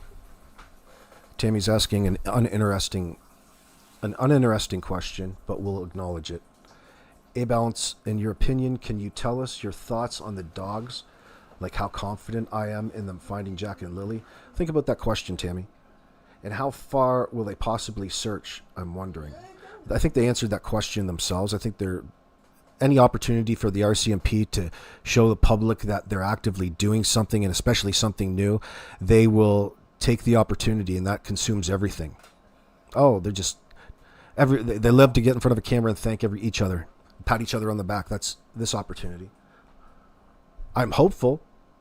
I'm eternally hopeful in this circumstance because there's evidence of something, and it shows us that they're doing something. I don't have an opinion. On the dogs finding anything, the possibility. I'm not even suspect. Let me double back on that. I'm not even I'm not suspicious of there being any evidence at the house, even though there could possibly be, and it would be on my list because you'd be stupid not to. You would not be doing a proper search if you didn't. Doubling down all the places that Jack and Lily were up around there, if not just to familiarize the scent, even though they're decomp dogs, but you're not tracking for them, but it's part of their environment. I'm not a professional dog handler, Tammy.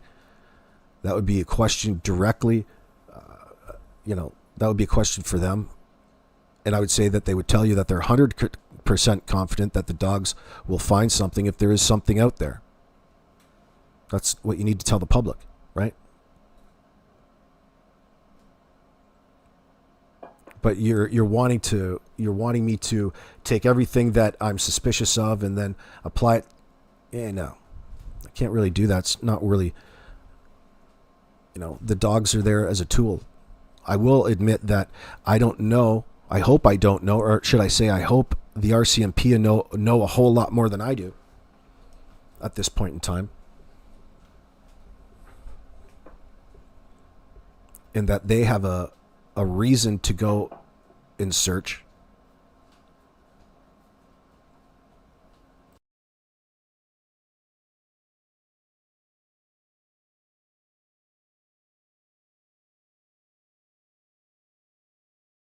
Just a second, my friends.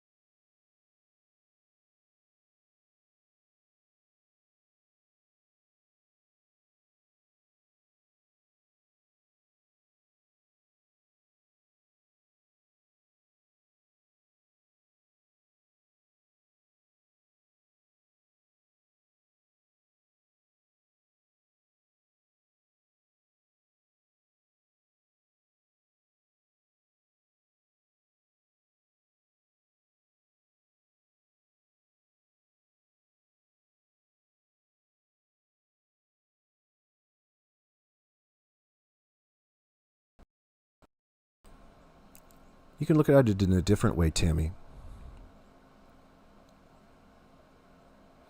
You can look at it in a different way as well.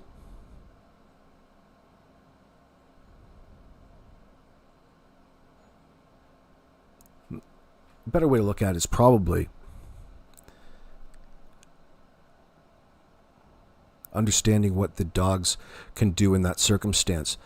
The only thing working against them in this situation is I'm not sure how much confidence I have in the dogs because of the time frame in which the kids were last seen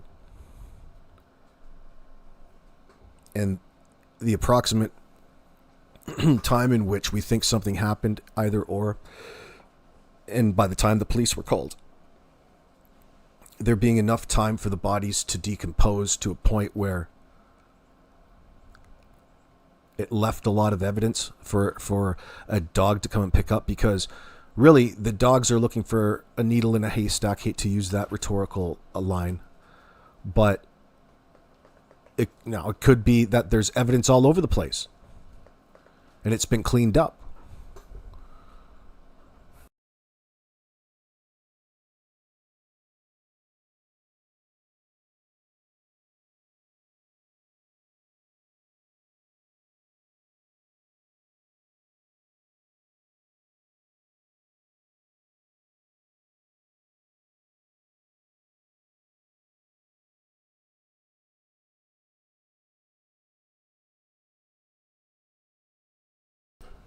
Apologize. My daughter's turning my sink into a water wonderland. That shit's got to stop. Heaven's sakes.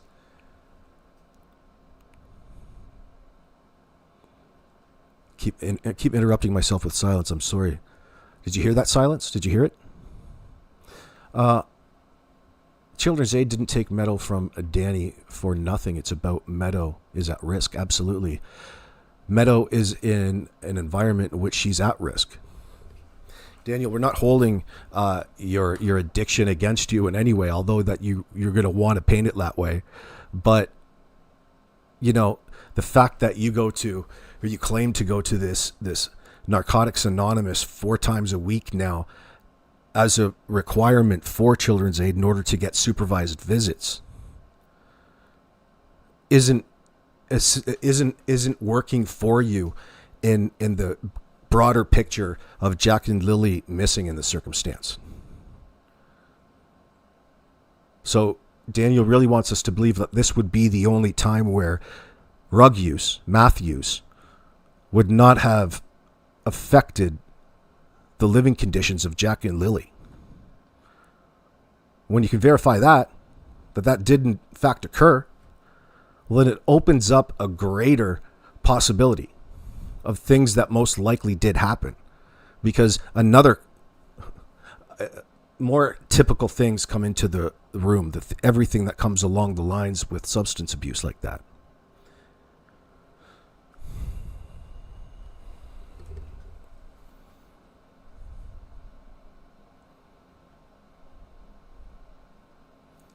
Where did I just read that? Where did I just read it? Imagine if they did get out of bed. Well, the point to all of this is we don't think that Jack and Lily were actually there and alive as their story portrayed, okay? I don't recommend that you can believe what you want, but that you really subscribe to the fact that anybody recognized or identified the kids that morning as though they like to portray in different ways along all of this. Or what does Daniel like to say now? You can refer back to the documents. Refer to the documents. Do your own research. Oh, shit, Daniel.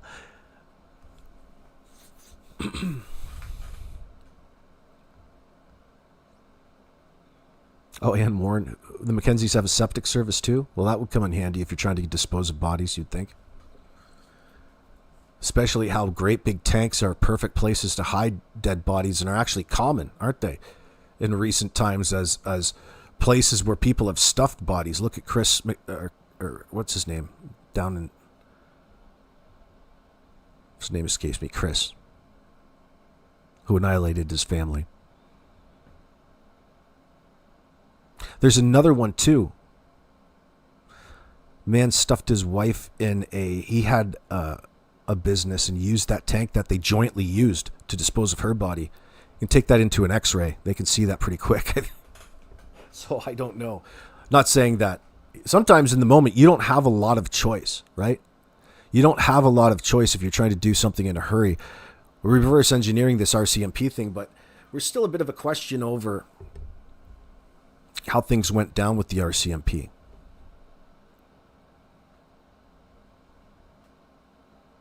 In Malaya on the phone now, was it as random and instinctual as Malaya wants us to believe? Of course not. That's silly. Nobody calls 911 without a reason.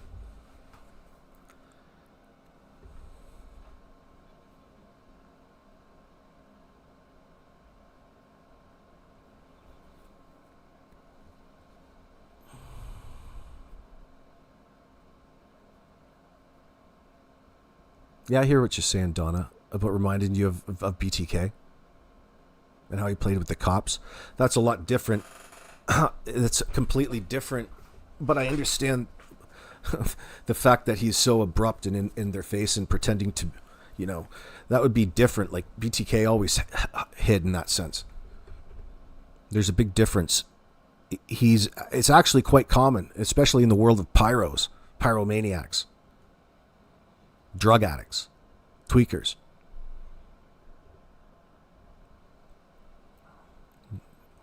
But you're pointing out how bizarre it is that Daniel, if he did, and they did, it's people just subscribing to, I'd say, well, there'd be a better term for it, but it's more Hollywood thinking. Daniel doesn't have a choice in this circumstance. He's always in a situation of having to try to convince people. That's how he takes up time. He's a liar. He lies about everything. That comes with the drugs.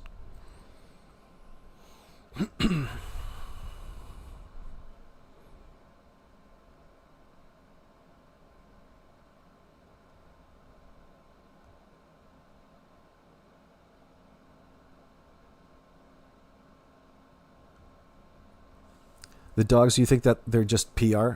Oh no, they have a... Listen. I don't think that way, Grove Cat, but I respect your opinion and your scrutiny, no problem.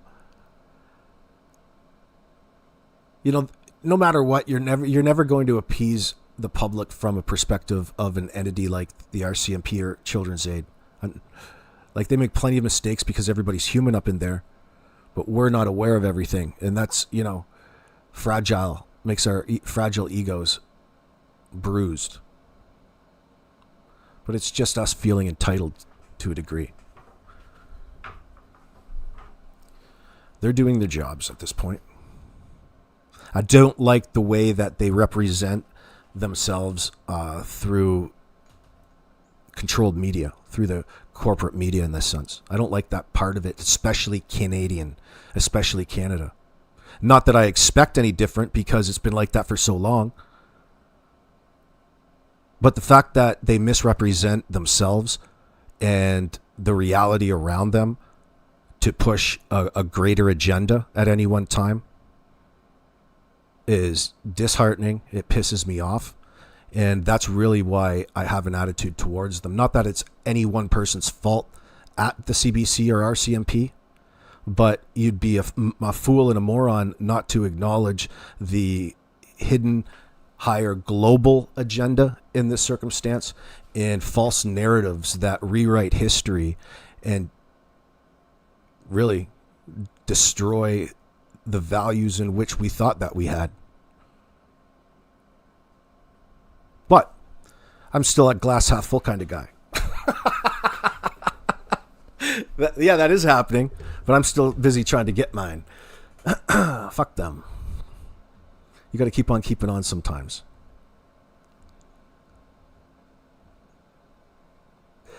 I guess what I'm really saying is how disjointed I am over the propaganda. I don't like how they've... I don't like how the situation's being propagandized in that sense. And that's really what I dislike. I guess that's really what I'm saying, isn't it? But what in that process, what really frustrates me is that these individuals who claim to be journalists only because they went and maybe got a degree in that sense, and how ridiculous that is when they go and misrepresent what it is that they're actually doing. And they're effectively lying to a greater audience and trying to convince them that everything else is wrong. And they're the ones that are identifying, for example, actual true journalism and how different that they are than, for example, what Tint went and did. That they actually went and took some time to use Tint, okay? To use Tint as an example, not of Fifth Estate citizen journalism and people seeking answers in this case themselves, but how different and wrong they are. And, they used it as an opportunity to virtue signal these highly educated $500,000 education and silver spoons in that sense. Group of individuals went and utilized that. So in effect, they didn't have to say anything about it.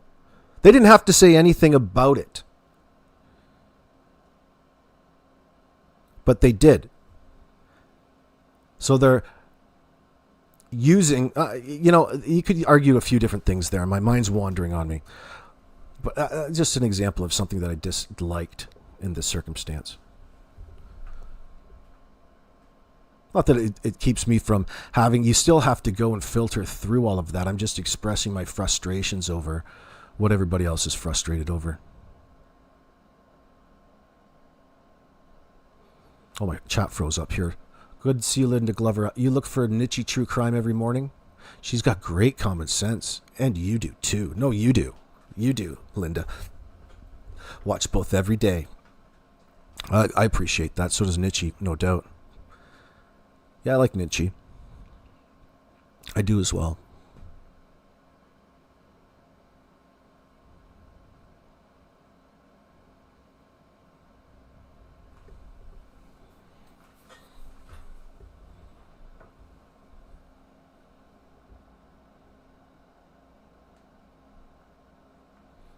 It's fair to say that the RCMP were using common sense when it came to the probability of the kids being alive early on, and the fact that there was a strong possibility to them that damn near 101% that the children were deceased at that point.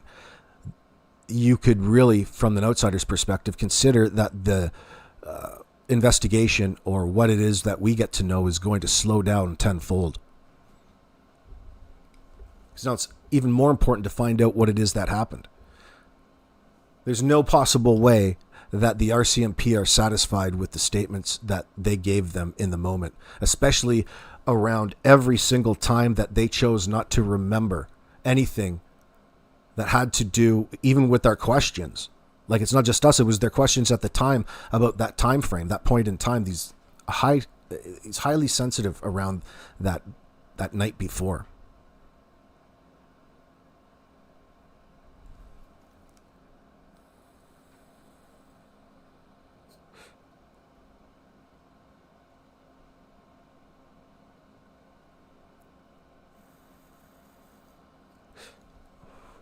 What the fuck are you talking about, Lynn? If the kids died in the trailer, they better have search warrants for it, or they ain't getting in. I wonder if dogs can smell death. What the hell do you think it is we're talking about? Decomposition dogs. I'm not even going to take a bite at this. This has got to be a troll comment. Lynn, are you in here fucking with me? I mean, it would be... You have to sit back and digest all the different possibilities if you want to take it to that, that far in your theories of the possibilities of what had happened if you're suspicious of them in the trailer, right? You would think that, listen, here's the thought I think I got. I think I finally wrangled it up. They've talked about Daniel's talked about how half-clothed the kids were. If he's walking around in a pull-up all the time, there's going to be... The kids touch everything, right? In that sense. They're not... If the kids didn't have clothes on and something happened and they were deceased, how long was... we don't know about anything of the time frames as to how long that happened, but in the greater sequence of things, if you're talking about 12-hour time frames, 4-hour time frames, they didn't wait around a long time, did they? As soon as the deed was done, they had to formulate a plan, start bringing people in as needed, and started getting the fuck out of Dodge, started cleaning up the place, because you knew that if you were going to call this in as a missing persons, that obviously they were going to start with ground zero first and work themselves out. I mean, I think you're right, Lynn. Maybe you're not fucking with me.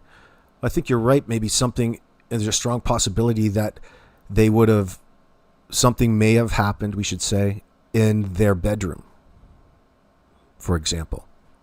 You definitely. But it's not like we just discovered them. If he was responsible for it, he was the first on the scene. Not a lot of time had passed. So my concern and my question is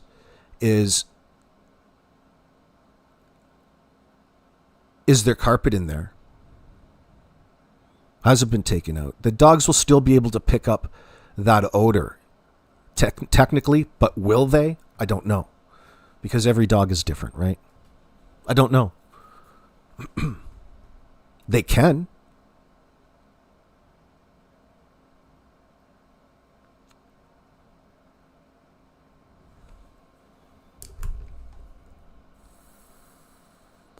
And Lynn, I think the police would have already prepared all the paperwork that they need before they announce that they're going to go do searches.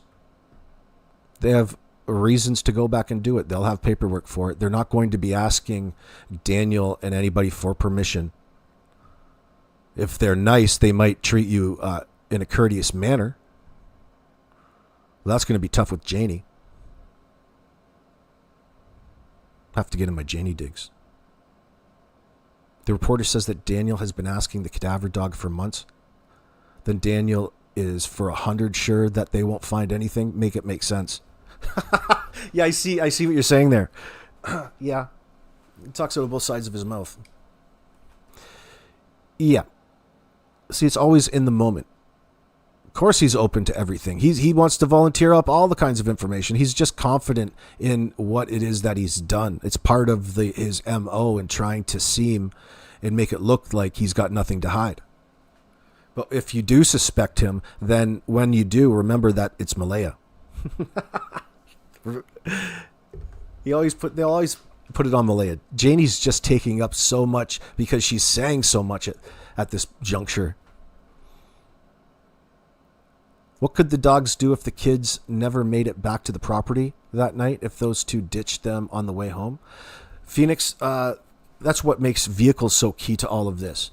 See, the tricky part is, in such a hurry, especially when Daniel's tweaking or he's under the influence of these substances, he's going to be sloppy. He's not going to be clean.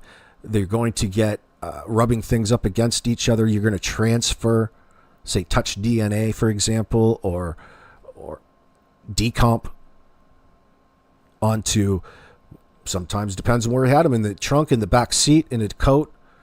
It's going to depend on how good of a job he did in cleaning up and how little the kids made contact with anything around there. Maybe that's where the sweaters come and factor in. See, it's one thing if you're dealing with two bodies that are 200 pounds and 6 feet tall, and another when it's toddlers, a 3 and a 6-year-old. You can contain all of that a lot easier, I would expect.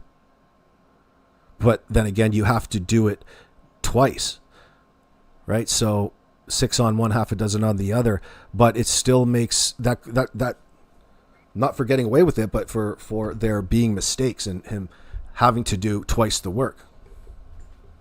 Or is it, it's a conundrum, I guess, for the killer.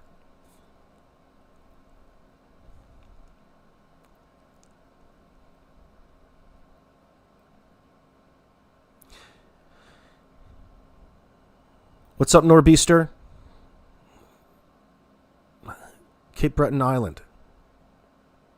If these babies get found, the RCMP doesn't deserve credit. The community does. You're really pushing. Holy shit. Yeah, I did read that out. Don't hold it against me. Oh shit. No. Listen, you know that's not how it goes. I don't think the RCMP are listening to anybody other than... They don't have to. There's, we get under these false presumptions, or you see it a lot, where people get under these ways of thinking because of the lack of transparency by way of an agency who's actively really conducting a murder investigation. Why do people keep alluding to it? Why do people fixating over whether this is a missing persons or something else, so that they can go on and theorize about a bunch of other crazy things on the backs of the RCMP, letting you know more than you really should? That would be foolish. That would be dropping the ball. We're just too entitled in that sense. And I'm not even... You're not wrong for saying that, but I mean, we know the answers to all of these. The community does. The online and local communities are going harder than anyone. Oh, they're going hard. Absolutely. I'm happy for that. And I'm happy that there's so many people out there, like Callie Gibson, for example, that make their opinions known in arenas where it matters most. You're causing the guilty parties and the suspects so much psychological work in that sense, and extra anxiety. It makes it difficult for them. But don't take that too far. You don't need to. There's no need to get emotional and nasty, personal towards them when you focus solely on their statements and the things that they say. It tells you everything that you need to know without having to get your information directly from their mouths and believe their lies. You never have to get into a back and forth fight like what like Logan likes to do up there and bait people in just to have this ignorant perspective on something that they never really took in the first place. They just want everybody to think that it's bad and don't do it. Like what she does underneath Mike Demand's videos. Don't go there. You never even listen to Mike. But I can understand for a person who's white knighting so hard like that, you wouldn't want to listen to Mike. That's a little slice of reality you don't want to get. It's not like she's up there telling everybody that Mike's like some flat earther. Flat earth and crazy pseudoscience, or you could consider statement analysis as pseudoscience, of course, but there's reality behind it. Real, actual statements. You need to let that direct your next, your perspective, no matter what.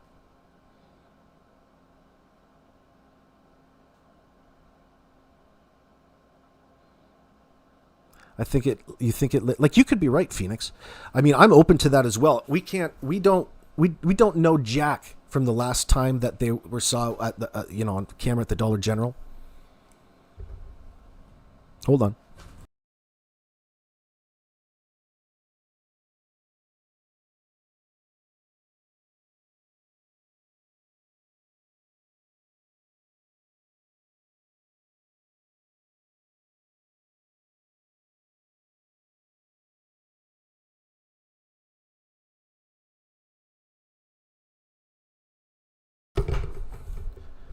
No, I think they lit up on the way home, says Phoenix. They never got back with the children. That's why their next day script is so full of holes somewhere on that route home. Yeah, like, Phoenix, you're right. But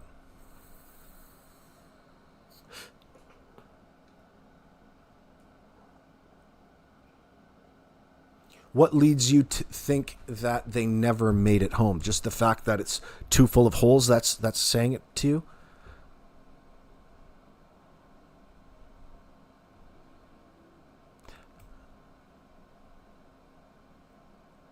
Well, at some point, you know that they got home if they were there, if the RCMP arrived.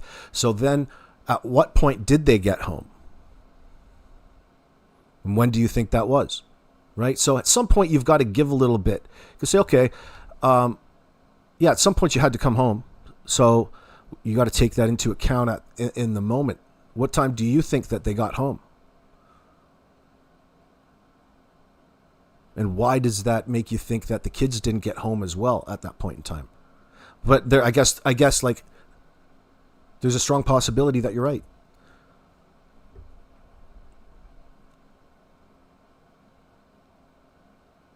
But I think if something would have happened to them, it would have happened to them while the kids were at home, in transition, in a situation potentially of maybe not listening.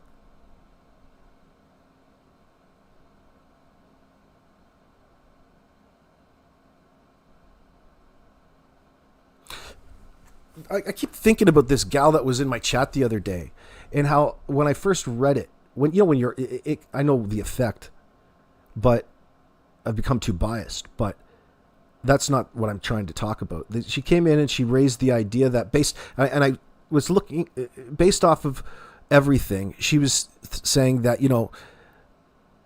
maybe it was a possibility that Daniel and Malaya just took the kids and abandoned them in the middle of nowhere. And it does kind of look like a situation like that.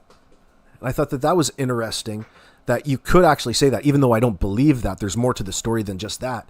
But that, based upon the information that's available to her, that somebody would bring that up as a plausible theory in this. Now, I immediately thought, that's so hard to believe because there is such a profound search for them.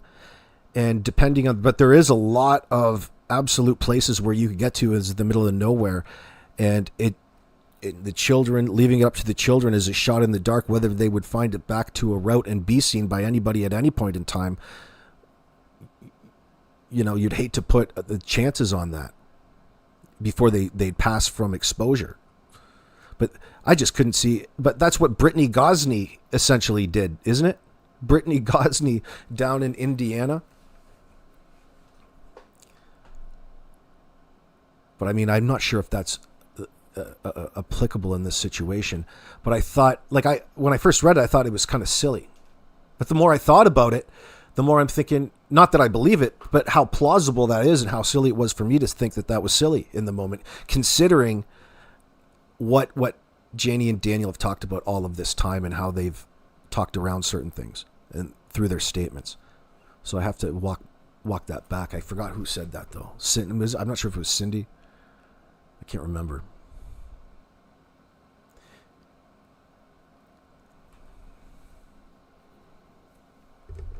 Maybe Bonnie.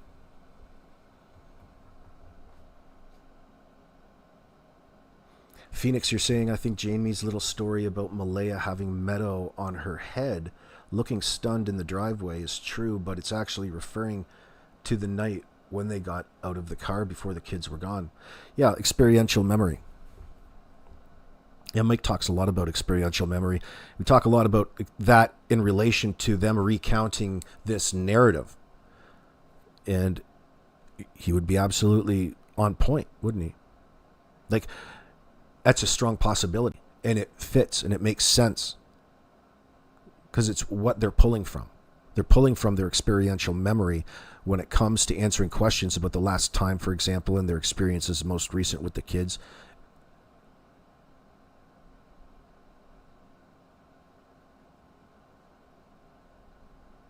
Oh, there's Belinda Gray in my chat. What's going on? What's going on, Belinda? CPS have very strict rules about keeping things out of the public eyes. Oh, yeah.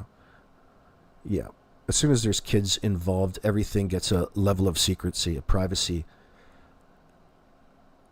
It's not like you can just get in there.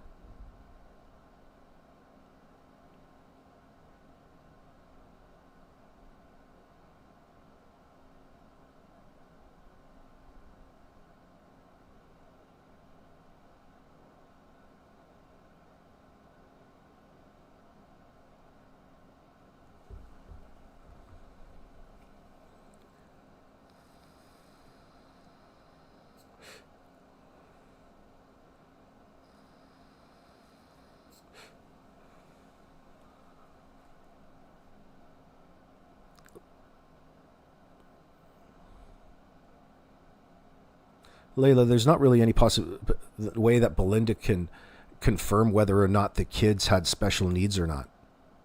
Even if it was even if it was a concern, and it was, they don't. You need a diagnosis. The kids were undiagnosed with anything, especially at that age. They didn't have a diagnosis. You answered your own question, Layla, in that the fact is, Malaya wanted to use that as an excuse in front of everybody with that very bizarre statement. As though having autism or being on the spectrum with Asperger's equates to missing children in the moment.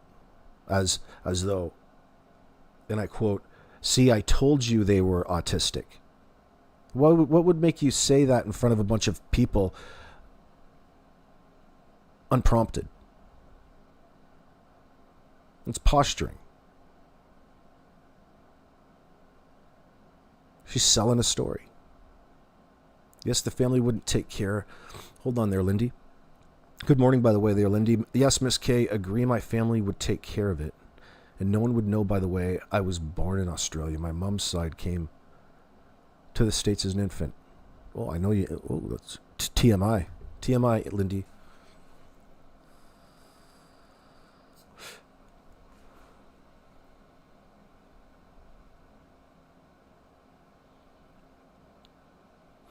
I'm just kidding, by the way.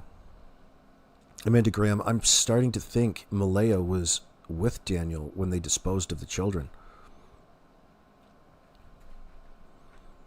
What makes you say that, Amanda?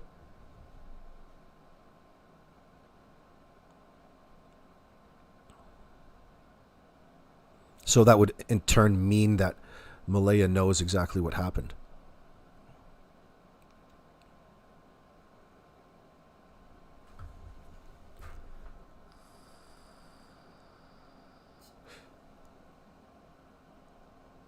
Hold on, let me catch up. I'm all over the place.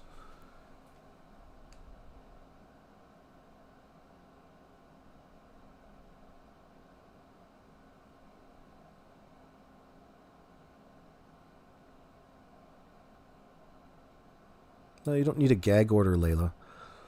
It's not a gag order. It's just the board policy. Teachers are you need to sign releases in that sense before you're able to speak about kids in that circumstance by a family member. So it's not like you can just call up the teacher and have them talk about anything. But let me tell you that in turn, like as though you're assuming that they're going to get in front of a media outlet and go straight to the news with all of this. All of these individuals are human and have opinions behind the scenes.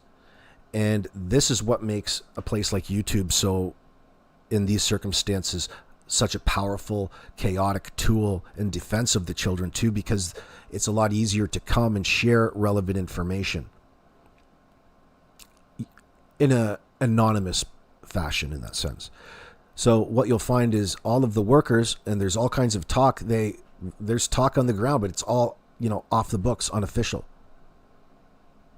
Or what corporate media like to refer to as rumors. That's the difference. That's what it is. It doesn't make it any less true. Like, we're in no position to verify or deny anything. We can just go with what we know as fact. And then think about the next steps, right?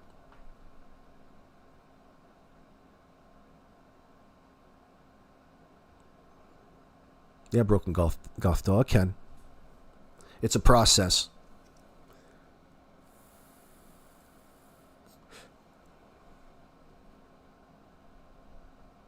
It does nothing to do with teachers or anything like that. They have no part to play in the diagnosis. The problem in that system is not the problem, but the process is that the teachers were identifying things, and Malaya wanted us to think it was because the kids were falling behind the other kids in school. Well, there's all kinds of reasons for that have nothing to do with autism, and it has everything to do with proper nourishment, sleep structure, day-night schedules, the normal things. This is why it's so important, or very important to people in the public school system, that there's a cafeteria on premises so that kids get, there's a program that kids eat in the morning, for example. You know what I mean? Yeah, no, you know. I know you know. I know you know.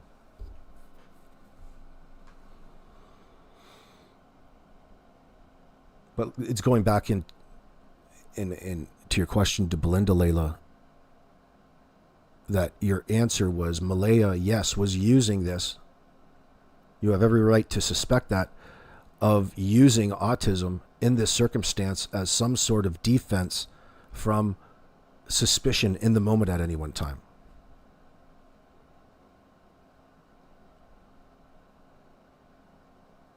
Of course, I can take exception to that.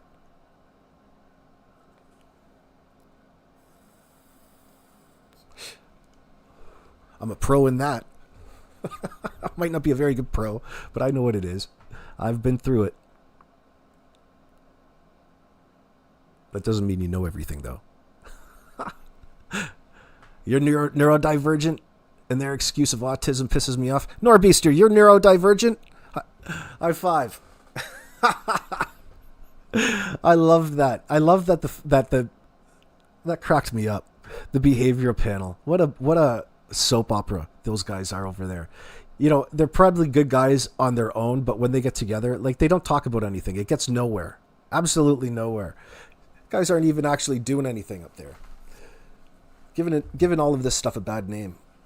But they're talking about how they figure that Daniel was neurodivergent. And I guess you would get that if the dude's tweaking, right? They can't determine whether or not he's high on his mathematics or he's just mentally retarded. Fuck, that was classic. Loved it. But they call it neurodivergent. I'm not calling you retarded, Norbeaster, don't worry. It's just a funny comedic term. You probably consider me neurodivergent. I got hit in the head a lot. I'm sure I've changed. I'm sure it's affected me. I got Tourette's now.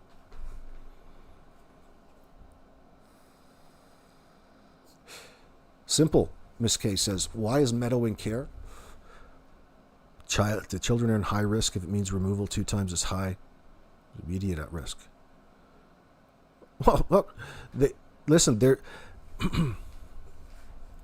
I don't think that Janie, she comes across as though she's not aware of what all of this risk factor really means in relation to children around her house. She was doing them a favor, right? We're going to listen to her in a sec. She was doing them a favor. And she was. And she was curious about when it would end. That's telling you that there would have been kind of, when it was so indecisive, she's describing it a time where they were living there rent-free. They're covering the hydro just to get by. She was doing a good thing. It was a temporary scenario, in other words. But there was no clear end to it all. So things are getting stressful around the house when there's no direction. Like all of a sudden it's a squatting scenario. Like there's no, okay, this is our plan. You can't have that like open-ended like that. It's people get upset. Janie had to have been annoyed by that fact. And you can tell that she is.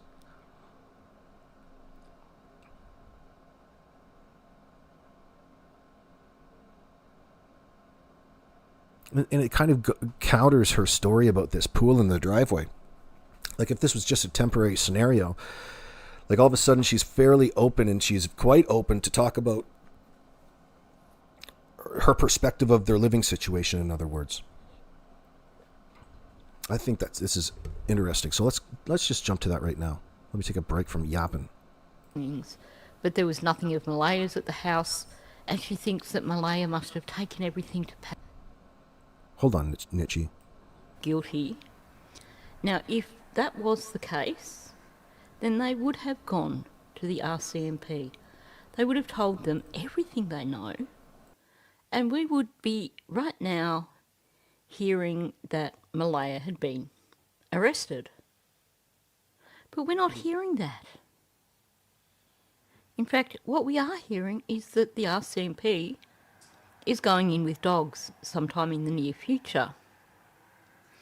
According to that Hidden in the Fog channel, who claims to have been talking to Daniel behind the scenes but doesn't have any actual audio of that. She claims that Daniel has said that he wasn't even told that the dogs were being called in.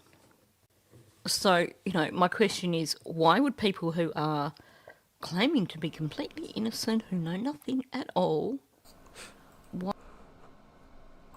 These are decomp dogs being called in, and Daniel's 100% sure that they're not going to find anything around there. That's like almost forecasting your bet on, how well the stock market's going to do tomorrow or who's going to win the ball game. You just you didn't have to even volunteer. You didn't even have to say anything to that, right? Is that going a bit far? Is he overdoing it, overcompensating? Is that what the term we should be using? Do you guys think Daniel's overcompensating and Janie too with all of this 100% thing? Because really, they're saying we're 100% sure that we cleaned up so well that they're not going to find anything. Or there could be saying that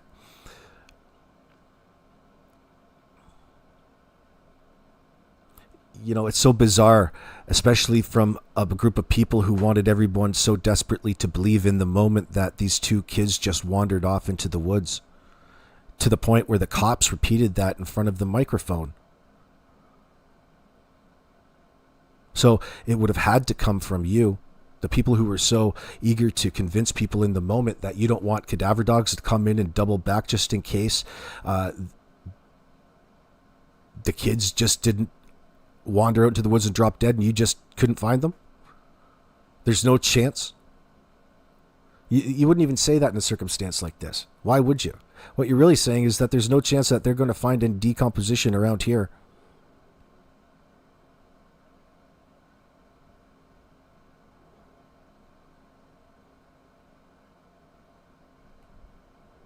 why would they be working so hard to publicly blame? You got it. You've got it. You can't be 100% on anything, Lady Lolo. How can they even be 100% on anything unless they already know? That's precisely it. What's giving you all of that confidence?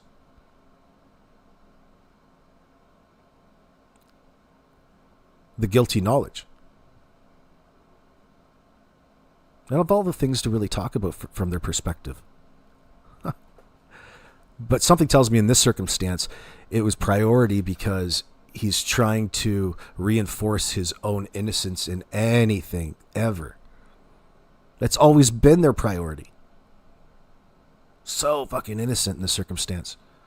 Oh, where's my children? I'm so innocent. Where's my children? Guys, I'm innocent. Innocent of what? Anything. Anything you come up with.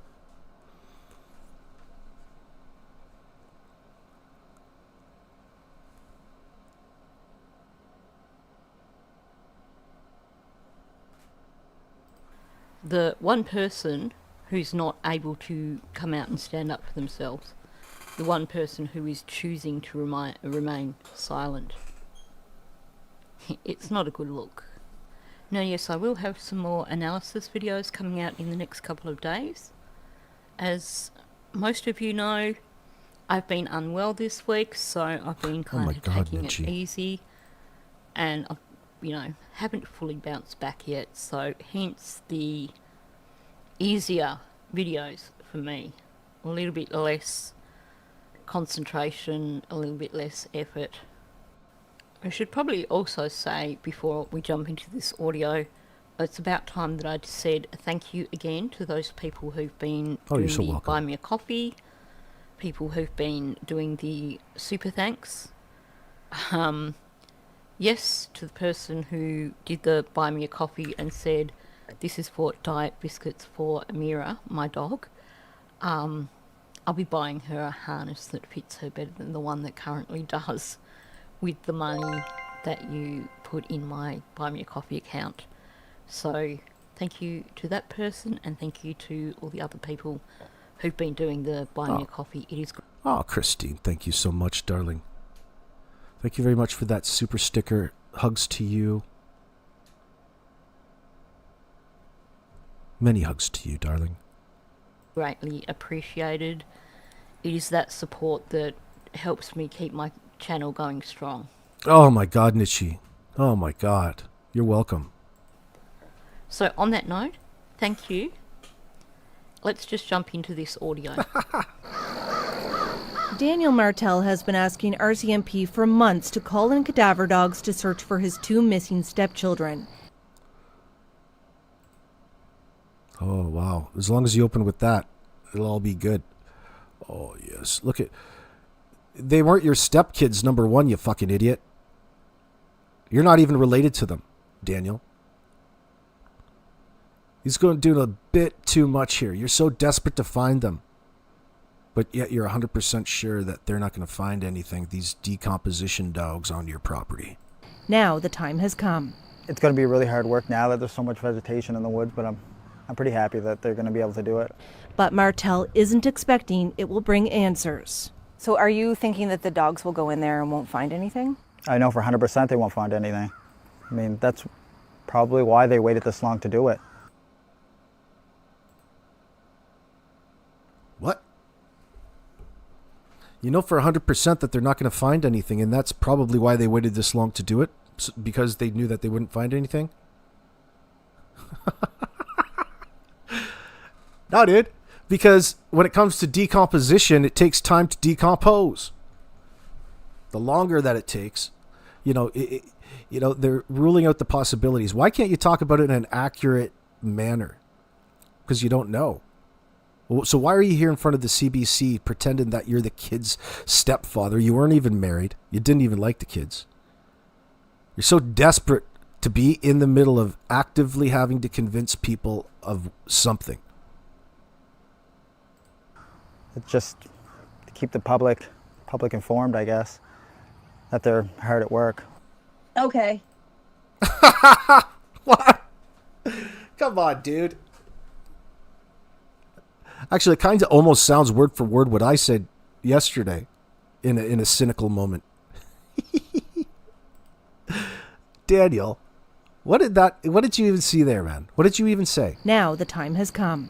It's going to be really hard work now that there's so much vegetation in the woods, but I'm pretty happy that they're going to be able to do it. But Martel isn't So he's happy that they're going to be able to do it. expecting it will bring answers. So are you thinking that the dogs will go in there and won't find anything? I know for 100% they won't find anything. Oh, very confident, isn't he? Very confident there. I know for 100% they're not going to find anything. She wasn't insinuating that you're guilty of anything, by the way, there.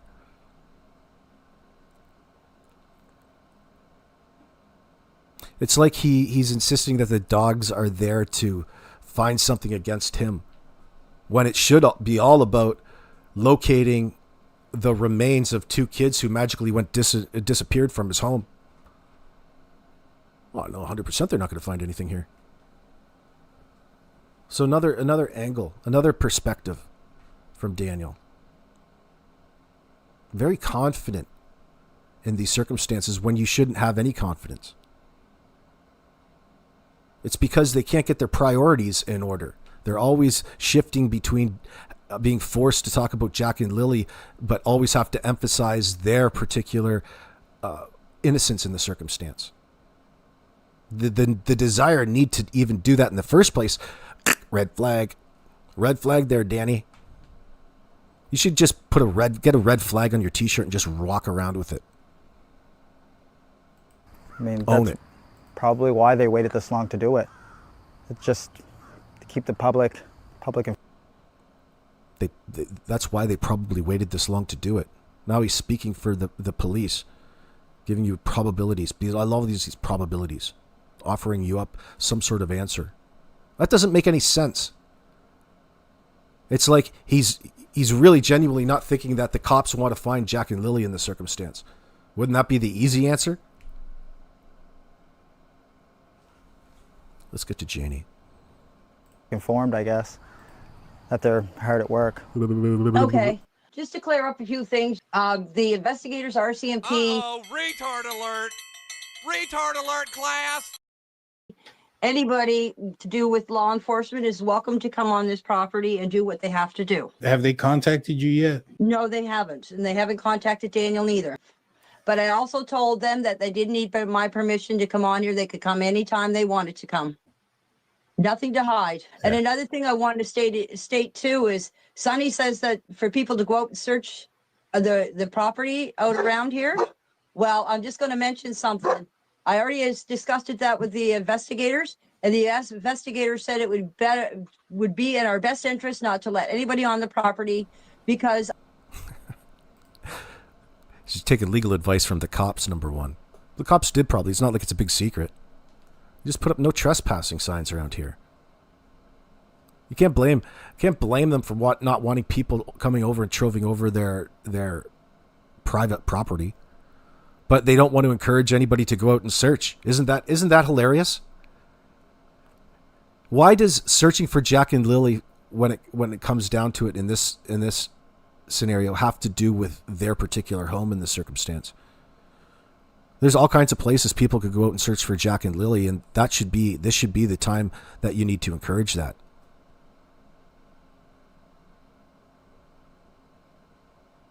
They think that people coming out and searching for Jack and Lily mean that they have to show up in the driveway of their particular house. It has so silly. Come on, Janie. I could get in a lot of trouble, as Kent said. If somebody falls and breaks their leg or gets hurt in any way, why don't you charge them all $20, Janie? I'm liable for them. Tell them to come up to the house first and get a pass. That way, I know you're on the property. You've signed a waiver, and you've given me $25, and then I can go back in and hang out with my dog. Wouldn't that be the way to do it? I'd encourage everybody in this chat to come to my property and start searching if they want for $25 a head.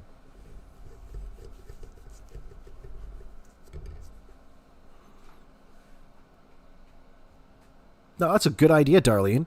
That should be, an opportunity for a little moneymaker there for Janie. She'd have every right to do that. You could do that, Janie. That would keep out the riffraff. But that would put Janie in the hot seat, and she doesn't like that. She's a paranoid SOB to begin with. Yes, we have people driving by here. Actually, I have signs up that say no trespassing at private drive, but people still have the balls, to stop in our driveway. And when we walk out to the end of the driveway to see what they want, they put the car in reverse and they take off up the road. They turn up at the Lansdowne Station Road, come back again and just drive by. And we also have drones that go here all night. Yeah. I don't know why. If they like to watch a 60-year-old woman and a 34-year-old boy sleep, that's their choice. There it is. The 35-year-old boy, the 34-year-old boy. Oh, is that how it is? You and Janie sleeping in that trailer together now. How is that going? Just fantastic. Janie's back out of that dirty old RV, and life is back to normal finally. She hasn't slept better. She's had such great sleeps the last, few months. She's a different person.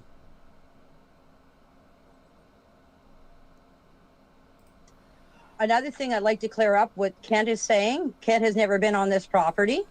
So nothing against you, Kent, but if you don't know what you're talking about, don't say nothing.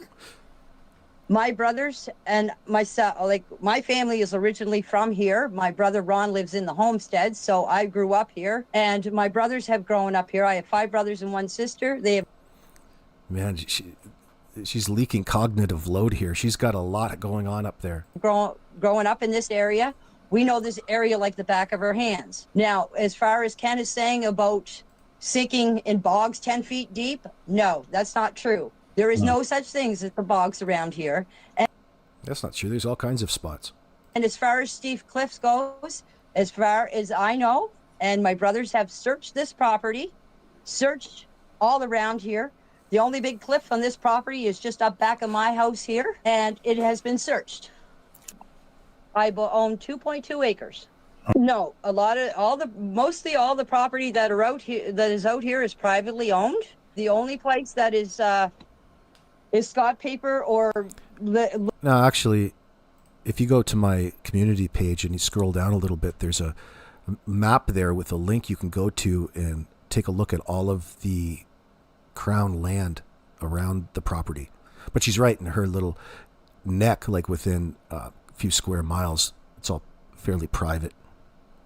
But you can see it clearly on a map. Owns back in my place here. I don't know how many acres, but there's another friend of the family that owned this property. The son of the fellow that owned this property before I bought it. He owns 100 acres up back. And another thing I wanted to mention is the trails that you were talking about. The only trail that would be a very access for the kids to go if they did wander it would be the road that's up the top of my place, up the top of the hill here, that goes through and goes up and goes out through the pipeline. All the other trails grew up with altars. Very difficult to walk through. So the trail with the pipeline, is that the same pipeline where the footprints or the boot prints were found? No, that is up the Lansdowne Road. Oh, so okay. if you leave my place, okay, come out of my driveway and turn right and go up the road and you pass the tracks, and then you go to your right again up the dirt road, the Lansdowne Road, and you go up there. The pipeline that their tracks were found on was up there on your left-hand side. The blanket was found just before the pipeline on a road that Scott Paper had put in. That is like a government thing that they go up there and they cut pulpwood and that. It's government owned. The only way you can get through there, if you go up back of up to the top, the road up by the top of my hill, if you go up that road and you go up through the woods and you go down the pipeline, you can go down through that way, but you have to cross over the railroad tracks, a brook and then the railroad tracks. You can go up the Lansdowne Road and the pipeline. If you go up the Lansdowne Road from the 289 and you go up the Lansdowne Road and on your left is the pipeline, you can only walk through the pipeline. You can go up there with a four-wheeler, but for a vehicle to get up there, no, you can't drive a vehicle on the pipeline. But you can walk four-wheeler, there. yes. You can walk up the pipeline, yes. Malaya just sent me a picture and I sent it to you. That's the only picture I've seen of that footprint. I don't know how far up there it was found or not. I have no clue. I'm going to tell you something right now. I've called 6 lawyers so far to try to get access to see my grandchildren, and everyone has turned me down because of this here investigation going on with Jack. Talk about not understanding this scenario or really wanting to portray it in a different light. That it's like she doesn't comprehend that. Like it's somehow the lawyer's fault for not wanting to help her, considering the circumstances that she's in, without understanding the complications. It's not the lawyers. The lawyers can fucking work endlessly to you, but they're doing you a favor by not taking the case because you would lose and waste money. And Lily, no one will take my case because of all of this. No, Daniel has cooperated with the...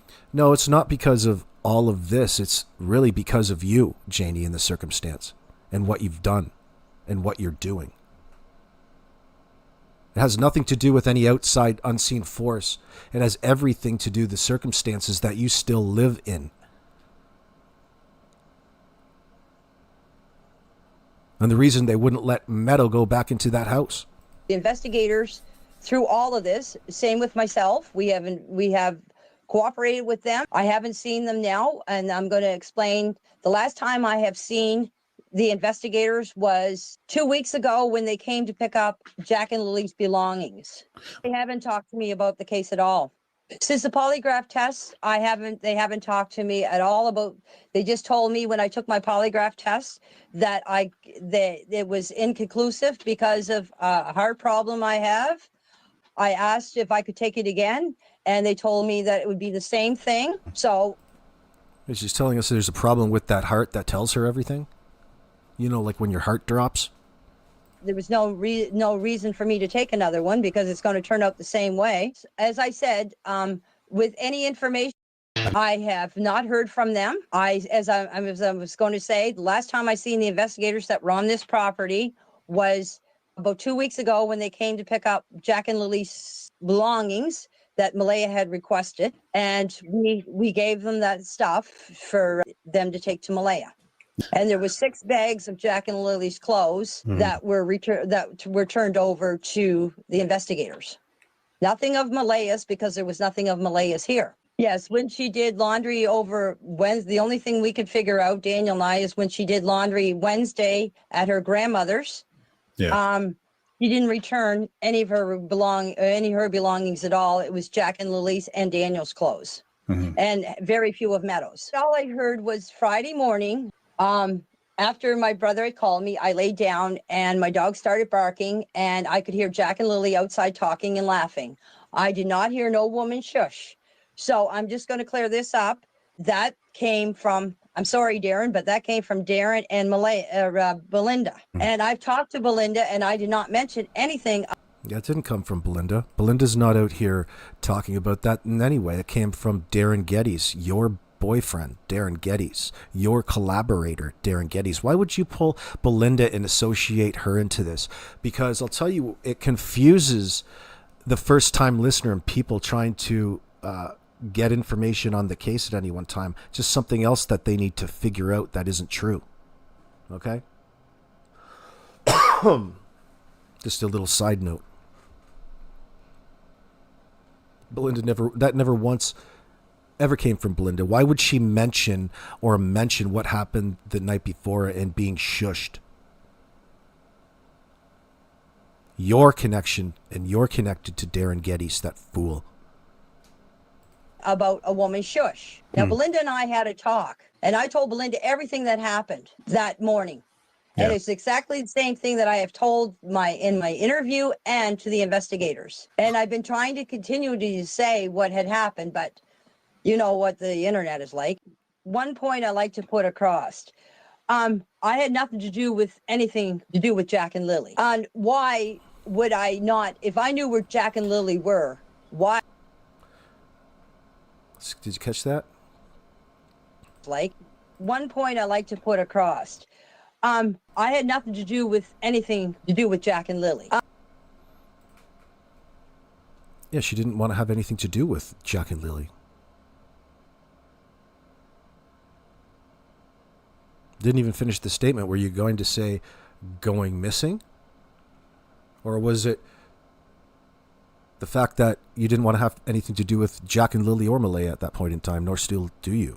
And why would I not, if I knew where Jack and Lily were, why I would tell the investigators where I knew Jack and Lily were? Because do you think I like living this life? Oh, doesn't that tell you so much? Do you think I like living this life? Again, indicating that she's withholding information from everybody, and it takes so much work. It's so much work. You got that's what it tells people, Janie. You think I like living this life? Well, what life would be that? The life of an innocent individual with nothing to do with the disappearance of Jack and Lily? Why can't you ever just say that? Why is it that you have to resort to rhetoric in order to deflect in key moments like this? Very interesting statement in this situation. And it's all in an effort to convince you. I had nothing to do with anything, was the quote. I had nothing to do with anything to do with Jack and Lily, with the stutter. And why would I not? If I knew where Jack and Lily were, why I would tell the investigators where I knew Jack and Lily were? That's supposed to be a question. Oh my God. I had nothing to do with anything to do with Jack and Lily. I had nothing to do with anything to do with Jack and Lily. I'll put that in chat for you. Let's go, all you budding statement analysts. This is a quote, direct quote. I had nothing to do with anything to do with Jack and Lily. Interesting. God bless her. God bless them. See, these are intentional. We're not laughing at the lack of intelligence or the lack of sophistication or poor grammar or poor language. We have nothing, it's not what this is about. This is about what she is communicating to us. What is she really saying here?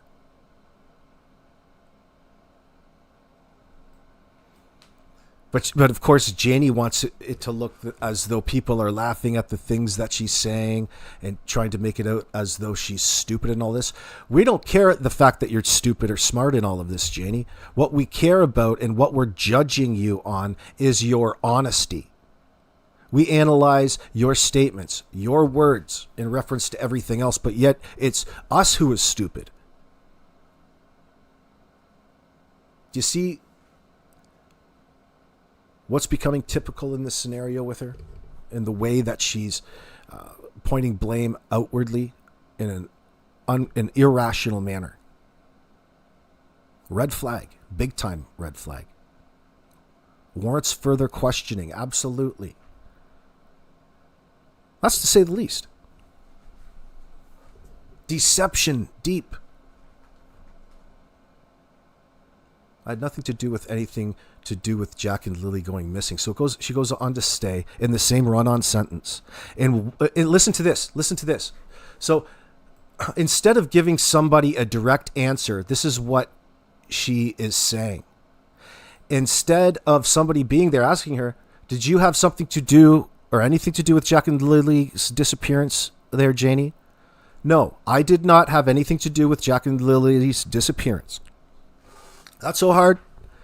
Never is there a direct answer by Janie at any point in time when that question or insinuation or allegation comes up. She immediately jumps into rhetoric. And in this circumstance, emotional leakage in that statement where the "do you think I like living this life" statement, these repeated denials, very defensive, very stressed. I would say that would be tied to either pressure or guilt in this circumstance. Guilty knowledge, guilt, or pressure.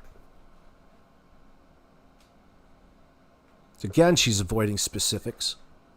Well, about the incident, I mean. She goes to rhetorical questions, or generalizes in hoping to sidestep us, right? I guess that would be the only reason to do it, to sidestep that denial. We're focused on the attempt to convince, but that's really, in other words, the same thing in this circumstance. And all while she's trying to garner some sympathy, like why wouldn't you, right? Why wouldn't you try to garner some sympathy while you're at it? Look at how much of a victim Janie is. All of these drones flying over, all of these people pulling in her yard, slowing down. That's what you spend your time. That's what you spend your time on. You know, the reason that we're so suspicious is because of social media, nothing else. It wouldn't anything. There's that. Listen, it wouldn't be because of your own behavior. It wouldn't be because of the things that you've said in this situation that makes people suspicious. It's other people who are just naturally suspicious. They're just crazy. It's the internet, people. It's crazy. Come on. She's highly sensitive to these accusations. It's a bit of an emotional appeal. This is Drunk Turkeys stuff, is it? Yeah, we could call it an emotional appeal on Drunk Turkeys. She's not very comfortable with the suspicion and all of the allegations out there because for some reason, I don't know, you in chat, maybe you can fill it in, that it is consuming every acre of real estate in her mind. Even though she's moved back into the trailer and back into the waterbed. Oh, shit. You mean to tell me Malaya and Daniel came home and took over the master suite? What the hell is going on? But she continues, Janie starts to talk to us about the living situation.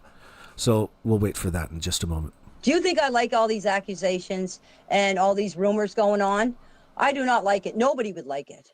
I really hope Jack and Lily are found. And when they are found, I hope they go to a good home. I really do. And in my heart, there's so much right there, isn't there? In theory, if Jack and Lily were to come home, you really hope they go to a good home? if they're found. So she knows that they wouldn't be coming back there to live, probably because Malaya is no longer in the picture. I would suspect that would be the first thing in my mind. But it's interesting the way that it tells you where her mind is in relation to what she thinks happened to Jack and Lily, because she never ever wants to talk about that in a way that is honest. Okay, she needs to refer back to the paperwork type of thing. Yeah. Anyway, heaven's sakes. Phoenix, didn't the police find it odd that Malaya didn't take her laundry back to the place I do? I would think so. There's every reason to be suspicious by the way they describe what it was. Never mind, you get fooled. You fool yourself looking for details without, seeing the forest for the trees. The fact that they don't want to answer and refer to not remembering certain things would indicate the fact that they're either high on something in that moment, or that they're purposefully avoiding talking about the key details important to finding Jack and Lily. Red flag, deception. Why would you be deceiving anything when your kids are missing at this point in time? Why? Because you had everything to do with them going missing.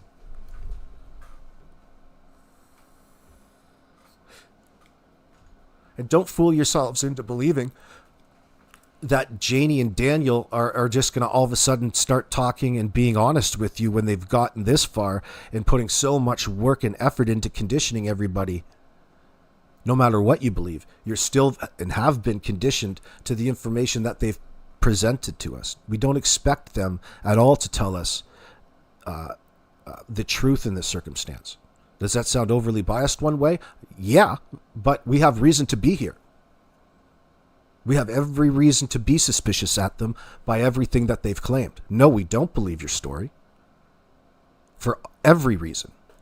All of them.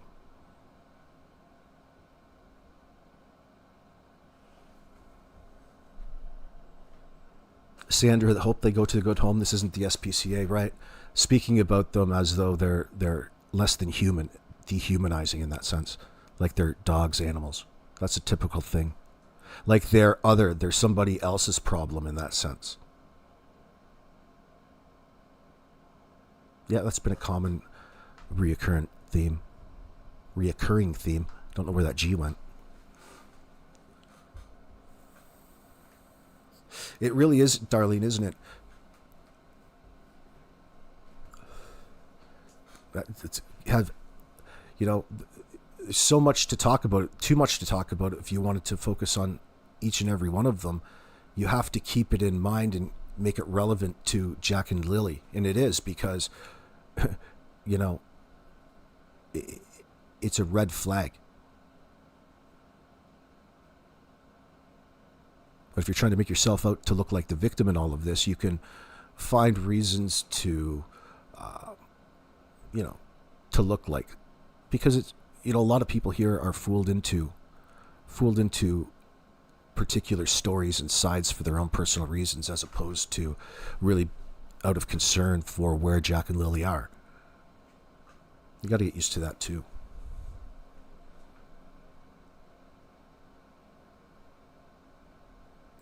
I believe Jack and Lily are still alive, and I will to this day that I die. Think about that for a second. Why would Janie believe that Jack and Lily are still alive? Because she subscribes to fantasy thinking? That would be a huge danger. So you think the kids walked out. This would be a big problem with what the Children's Aid would be saying, assuming that she recites this as part of her story, of course. So you think those two children got outside, the two children that you're telling us that you just heard, walked out there. You've never seen them again, and you still think that they're alive? Do you think, Janie, that makes you feel or sound like a caring individual in this circumstance? I would be even more terrified to hear that come out of your mouth at this point in time. That would sell it for me that you are not to be around any children. There's a real problem here. It doesn't make you sound any more endearing or caring of a person in a parental role over Jack and Lily and their life. She's overcompensating, in my opinion. I believe we could think, in my mind, it falls into overcompensation, and the amount of times that she's overcompensating when it comes to letting people know about how she felt or how she wants us to believe that she feels about Jack and Lily. Daniel does the same thing. They overcompensate. That's why they're always in front of the camera.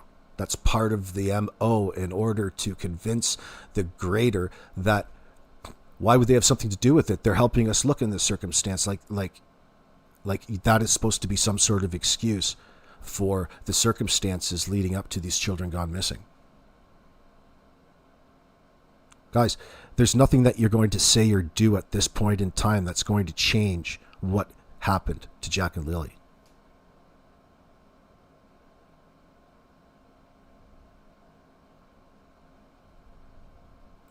Till I die. But I did not have nothing to do with Jack and Lily's disappearance or unaliving those children.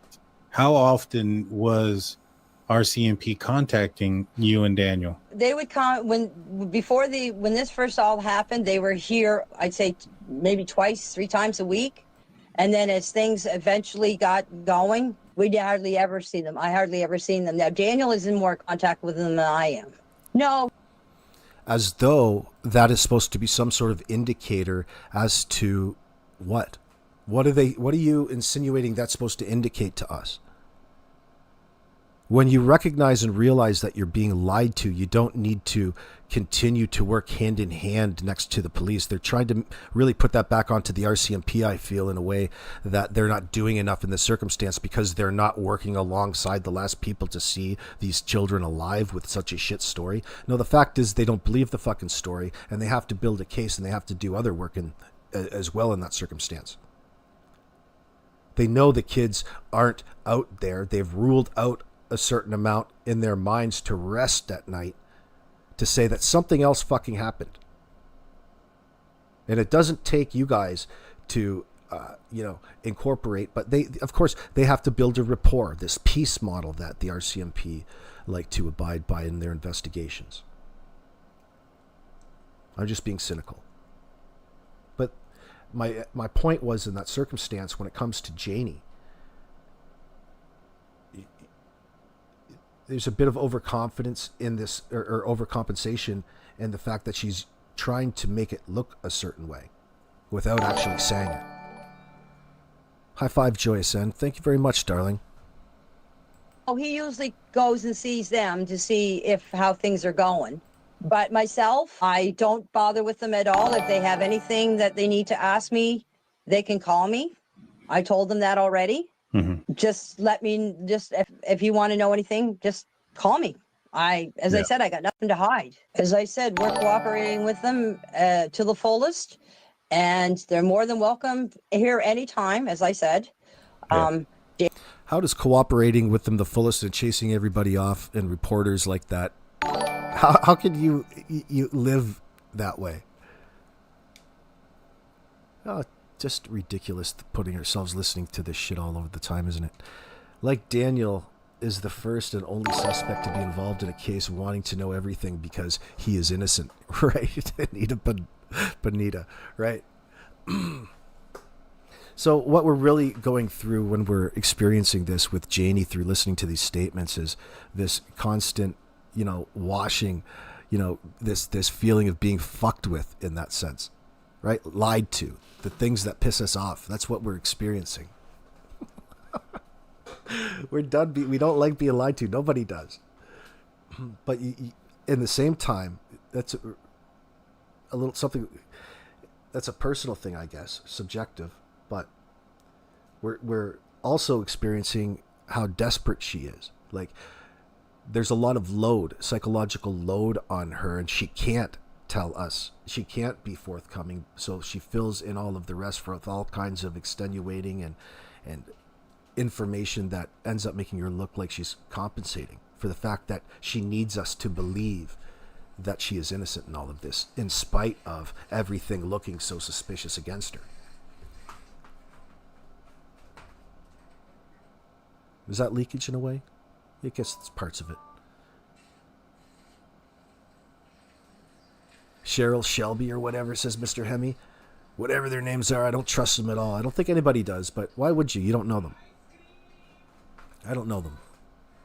But I trust some of the things that they've said at this point in time in hindsight in regards to the the confrontation at the end of the driveway. Well, with Shelby, who was that? I shouldn't say who that was that told us that. I can't remember her name off the top of my head. But whoever was telling us that story was telling us insight in the same situation. You get the information from Janie and Logan or Daniel. Think about how different that is. It's so very different. One wanted to tell you a little bit of the details behind it. Everybody else wanted to play it down and say it was nothing. It was hardly nothing. But the point is the way that they portrayed it or played it, not necessarily the actual statement or words in these circumstances. It's the act of. And they do a lot of that acting. Daniel, he is cooperating 100% with the investigators. As you said, a little things get screwed up when things are asked. But you just got to remember, how many times have we been asked these same questions over? But think about an investigator. Do you know why police get you in an investigate in a room, in an interview room, and ask you the same questions over and over and over again? To see if you slip up, to see if there's any inconsistencies. That's why, Janie. That's why, everybody. That's the only reason they do that. They'll ask you the same damn thing so much it will drive you nuts. They want to see how you react. This is normal police work. Not that I think everybody knows this shit. Heaven's sakes. And she wants you to, she's acknowledging the fact that there's essentially inconsistencies, and she's normalizing it in her speech. She's saying it. She's commanding you to accept that because of how many times they've been asked the same questions. Anybody would make a mistake there. Anybody. Well, I think the cops really play by that same rule book. That really played out here. Yeah. Anybody who's trying to hide something. Janie, they ask you and re-ask you so that they can measure and judge your honesty. Heaven's sakes, darling.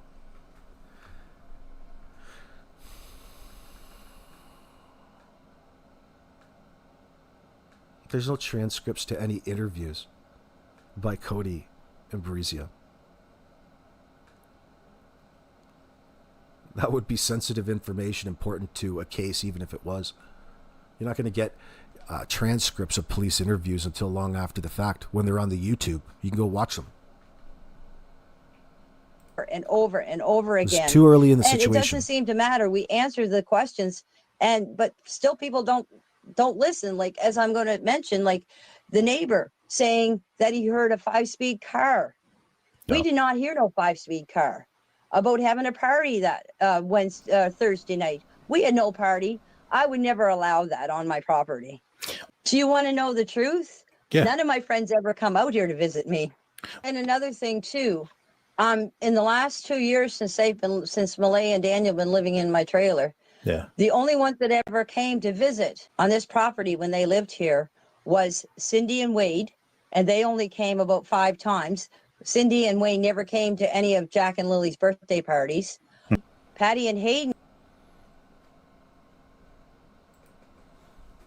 The birthday parties they had were off, if I remember them mentioning earlier. But how many is she thinking that these kids had there? Never came to any of the birthday parties. There's 2 kids. They were there 2 years. How many birthday parties do you think a kid has in a year? Never. But they're there 5-6 times. Well, that sounds like a reasonable amount of times to be concerned about the situation.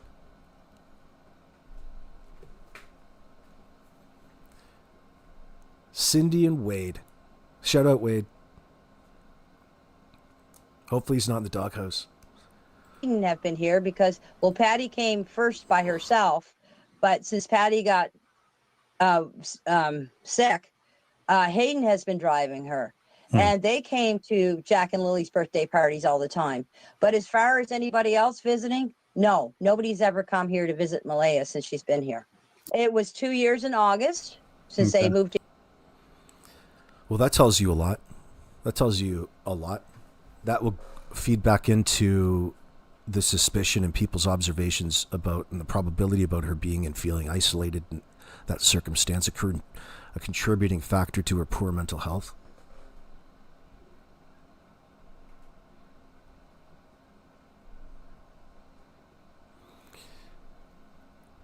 I wonder why. It was maybe she was doing a lot of self-isolating because of suspected substance abuse in the circumstance. I think we've mentioned that, but we're not 100% sure. Pretty sure. But there's a lot more to the story. Of course, you're not going to get that story from Janie because she is she's the one sourcing this signal. She's probably the biggest contributing factor to the poor mental health, I would say, on the property from Malaya's perspective. And Janie's not going to give you or us that perspective. She's dismissive of that right away, as she would be, which is part of the problem. It's just what it is, right? It's just what it is. Pressure is on Daniel as well. Well, what the hell is going to go on? You're at home, you're living for free. Wait till Janie has... let's hear what Janie has to say about it. But I mean, now you have a new child, and you're not going to start making money after that child that you just had. It's not like going to be coming any easier.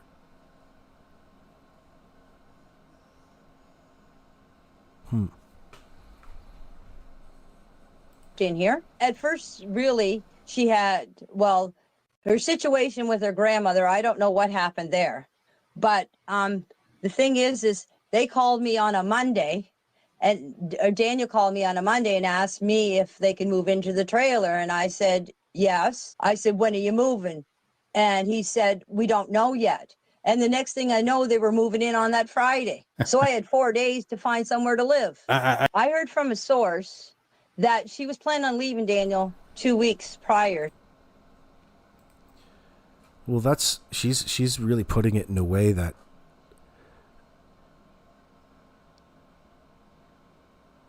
she's putting it in a way that I don't think represents the truth, because you wouldn't come back and say only giving me, haha, it's such a great thing to have, and then only giving me 4 days to find alternate accommodations. I don't think so exactly. That's contrary, number one, or inconsistent with what she told us earlier. But it might not be for any other reason than we just don't know all of the information.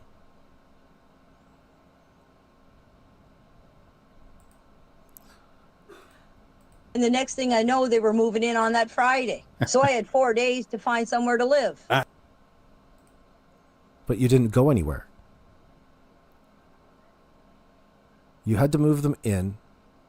So it sounds like here that she's portraying it as, at the same time, really, she had 4 days to find someplace else to live, and that's why she's out there in that broken down old RV making the best of it.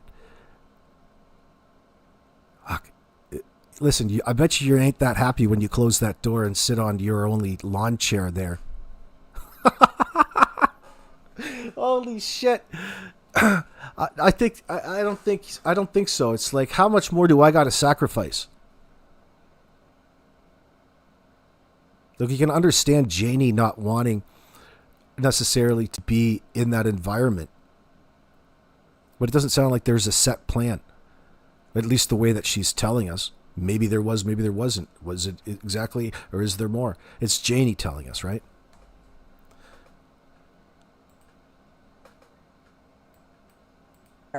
And they came to Jack and Lily's birthday parties all the time. But as far as anybody else visiting, no, nobody's ever come here to visit Malaya since she's been here. It was 2 years in August since they moved in here. At first, really, she had, well, her situation with her grandmother, I don't know what happened there.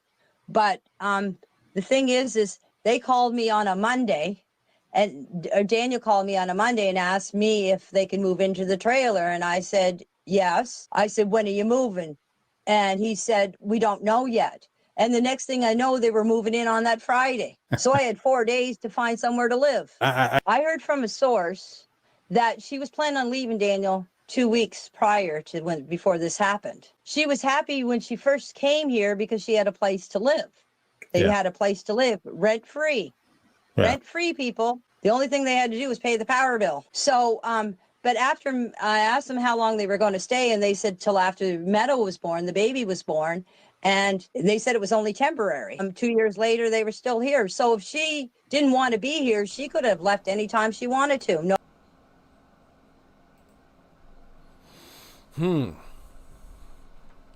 There's so much there that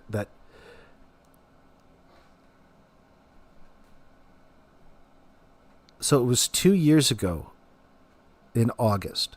We'd have to figure out when. Does anybody know when Meadow's birthday is?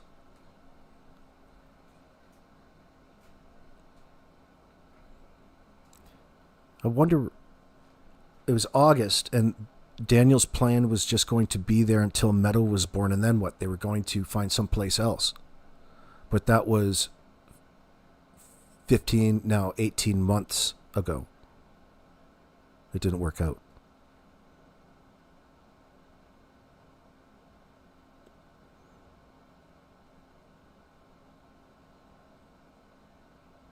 So, that scenario was a probable reason for Janie to keep holding something over Malaya.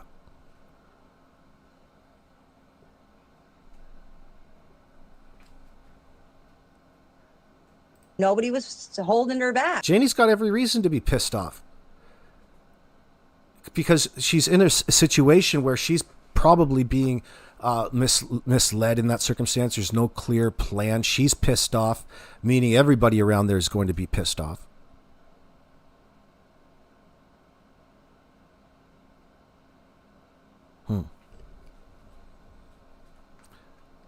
She just doesn't seem to want to admit it or talk much about it. She's acknowledging it.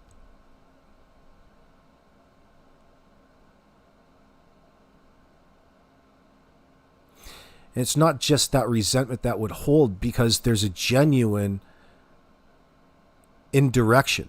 There's a genuine sense of not really having an answer to any of that, is there? If it was that easy, 1205, December, August, September, October, November, December, so approximately 5-6 months type of thing.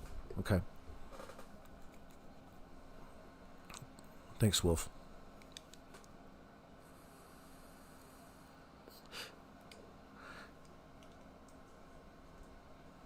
There wasn't a real clear direction, was there? Temporary. 2 years later, they were still here. So if she didn't want to be here, she could have left anytime she wanted to. Nobody was holding her back. Well, she didn't have any problem leaving Patty's house, and Daniel lived there with them. She wouldn't have had any problem leaving here, and Daniel lived with her here. As we go into October, how does the landscape change? Just the leaves fall. The landscape doesn't change at all. The leaves just fall off the trees. Can you see further? No, not really. Because when we had that there, whenever we had that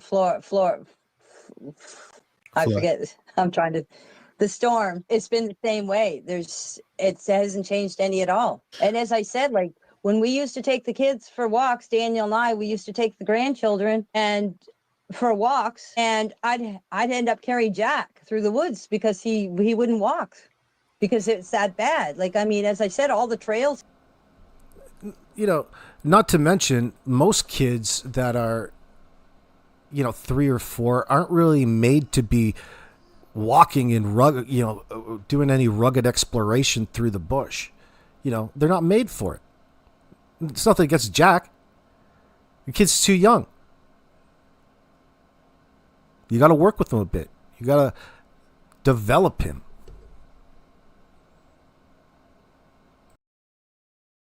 Here are either blowing down or they grew up. These trails haven't been used out here in years. So the only trail that's normally used is the old road up the top of the hill here to the pipeline is the only one that's used. It's the same pipeline, but it's cut in half. It's cut in half because of the Lansdowne Road. You can go up back of my house to the pipeline, you cross the railroad tracks, and then you cross the.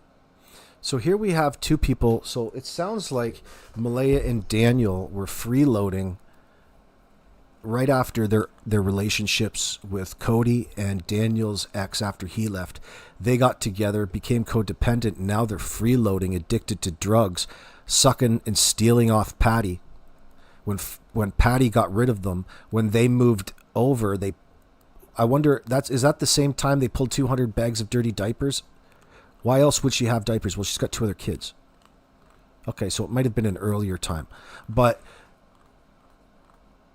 they have a history of defrauding Patty out of money.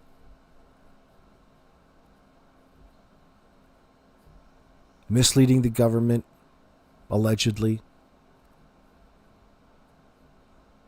So they had no real place to go with no source of income, nothing. What the hell? They didn't even, they were together long enough to come up with some sort of plan, and there's two of you. Okay?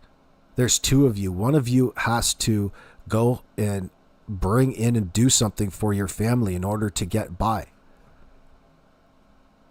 That should have been priority, number one. The problem is when you're not together, you don't have that other person to rely on to be there for the children in order to be confident enough out and live up to your standards in the workplace without having to be called every day from the school and having to disrupt your workflow. When you're in that situation, is it highly stressful. It's a situation you want to avoid. That's the benefit of staying together in that sense. But they had a problem the entire time, it sounds like, and it's not changed. Why? Probably because there was a lot of lying and deceiving going on, I would have to expect.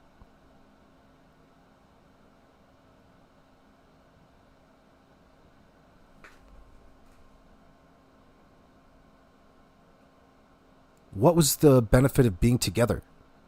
What was the point? The Lansdowne Road, and then you go back on the pipeline again. Well, the pipeline is all open. Like, I mean, it's an open space. Right. Like, I mean, they keep it trimmed. To It's me- quite a walk that's quite a walk for two kids through the woods, and I'm a grown up, and it takes me quite a while to walk from here to my brother's house.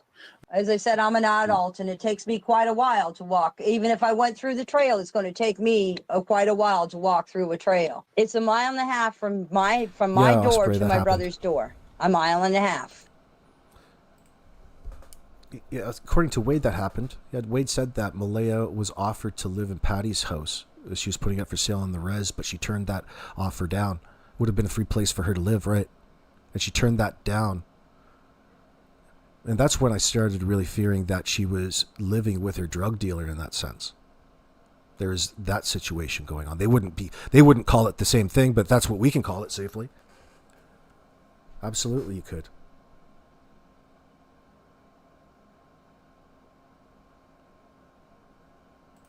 See, No, because Jack always stopped to look for bugs, even out here in the yard when the other kids wanted to play with him. He was too busy looking for bugs. would he chase something? He doesn't even bother with my cats. Just bugs. That's all he was interested in. And what about He would flying turn up bugs? he would watch them, but he would never, if he knew he couldn't catch them, he wouldn't chase them. Okay. He would just stand there and look and say, look, a bug, a bug. No, those kids. So there you go right there. There's an account from Janie contradicting even the possibility or really probability of the kids being autistic in that sense. They seem to be pretty in tune if that is the case, and she's relaying, accurate information. Their behavior seems to be and fall in line with a child who is not autistic. The kid's watching flying bugs and he can see it and he's looking and pointing and walking around knowing he can't grab it. Mm-hmm.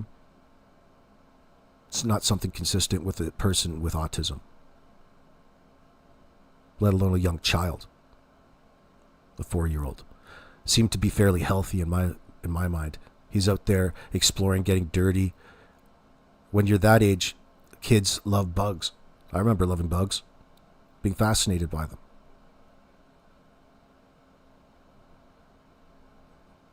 Seems like a fairly healthy thing to do. No, the only reason why we took off and looking in the woods, if we thought that they would be at their little cabins, Yeah. that's the only reason why we took off in the woods. Because when she said they were missing 20 minutes, that's the automatic. You're automatically going to think, check the woods, check the woods. But when we checked, Daniel went in Malaya's vehicle and went up the old road and everything, right up to the pipeline, and never seen them. And I met him at the top of the hill up here on the old road and asked him if he found them, and he said no. After that, So she's getting back into the same old rhetoric. You know, she's referring back to the document. She's probably reading right off the documents that have been released. She's probably got them on a PDF file on her phone. Reading right from them.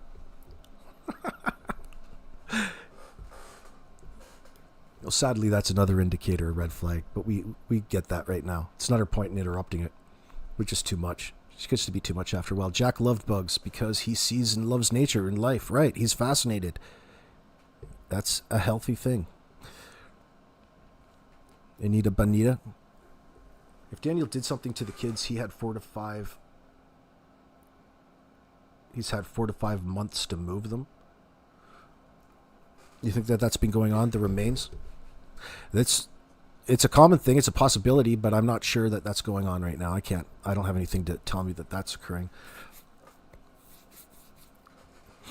In my opinion, they did something between the hours of 12 and 5 a.m.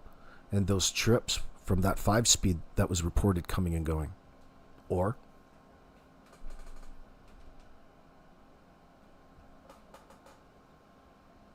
I'm always open. I'm always open to change. The more that we learn, the more we get a little bit more accurate of a depiction.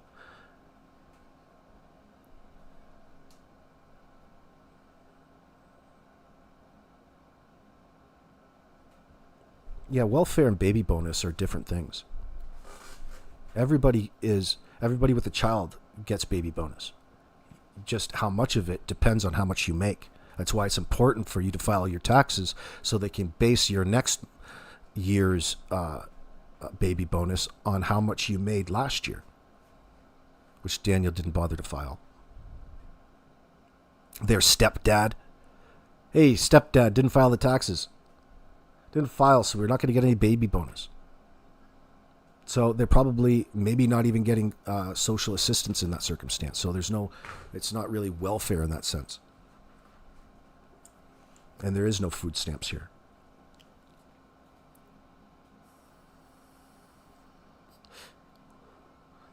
I don't know what benefits from the reserve you're talking about. There's a status card that you can not pay taxes, but it's not really a benefit.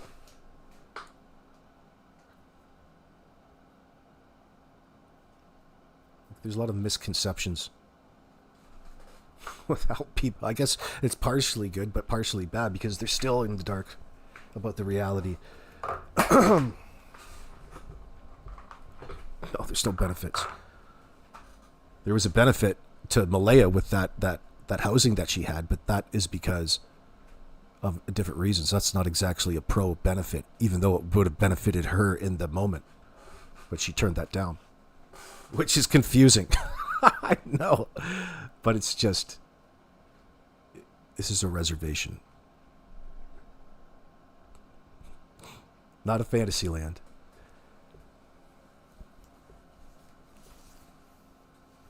Yeah, 4-year-olds get tired of walking very quickly. You see a lot of like trains, rope trains down the roads with all 4-year-olds on it. No, never. Why? Because they're too young. You know, if you knew anything about kids, Janie, you know how much energy or how much attention that a bunch of, you know, junior kindergartens or kindergarteners are going to put into something at any one moment in time.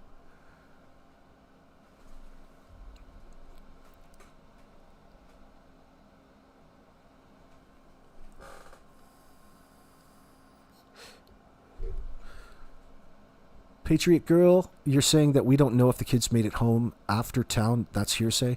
Well, yeah, from our perspective, you're right. We don't know. We don't know. And it's good to question that.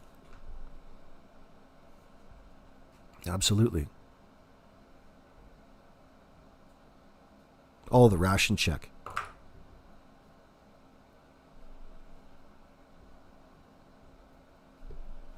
I see what you're saying, Darlene. Okay.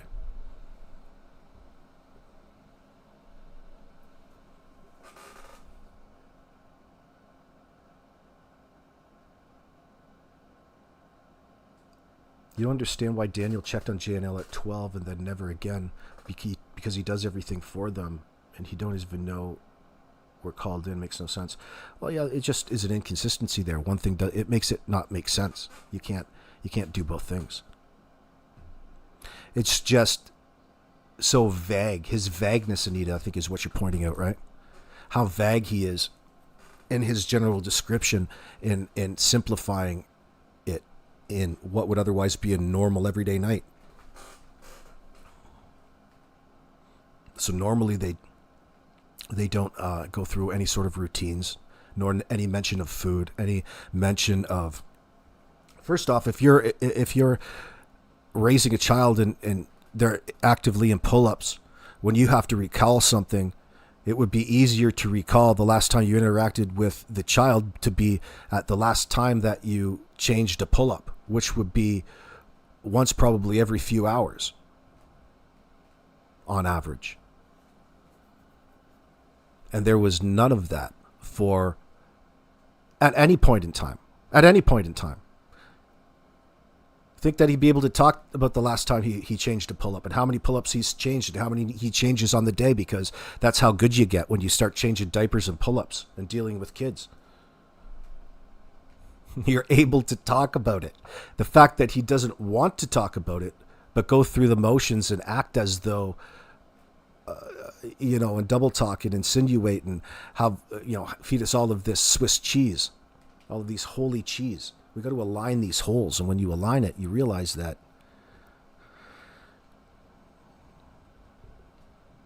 there's a reason why Daniel isn't being as honest and forward as he wants to portray. The reality of the situation speaks for itself. You don't need to go and constantly clarify and adapt people's perceptions if it was indeed a clear scenario to begin with. So there's a double-edged sword for Daniel, and he's falling on a sword, by the way, to continue the analogy.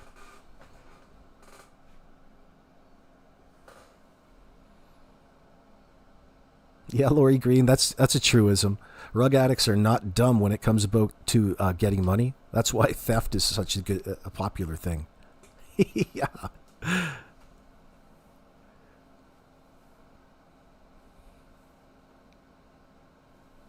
Yeah, Donna St. Jean. You feel like Daniel beat up on the kids and that? Well, it's definitely been mentioned. That's what people are suspect of. To what degree?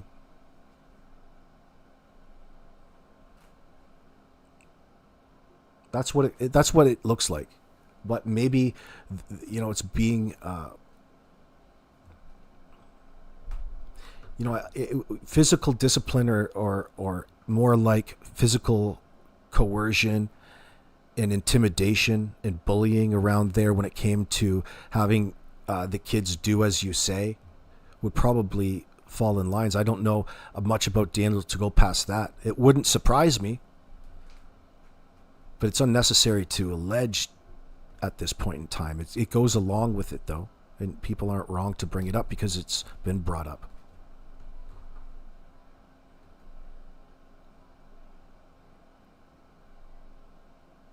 Well, he doesn't seem to like Jack and Lily, Donna St. Jean.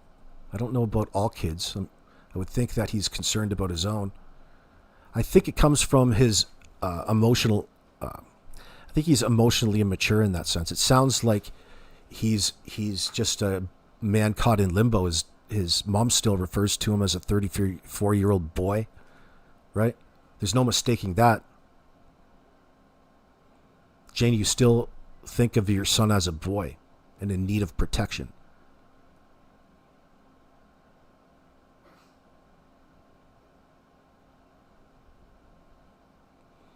Yeah, Patriot Girl, we don't know what's true, and Daniel told Janie, and Janie told the RCMP as hearsay, including when the kids went missing. Something could happen before AM hours, and they had to cook up stories to explain MIA from school. Well, that's exactly what we're looking at, Patriot Girl, absolutely.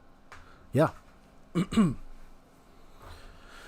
to come back to it, I don't know, and I'm not... you don't know, because every situation is different when it comes to these scenarios at this point in time and detecting decomposition. I mean,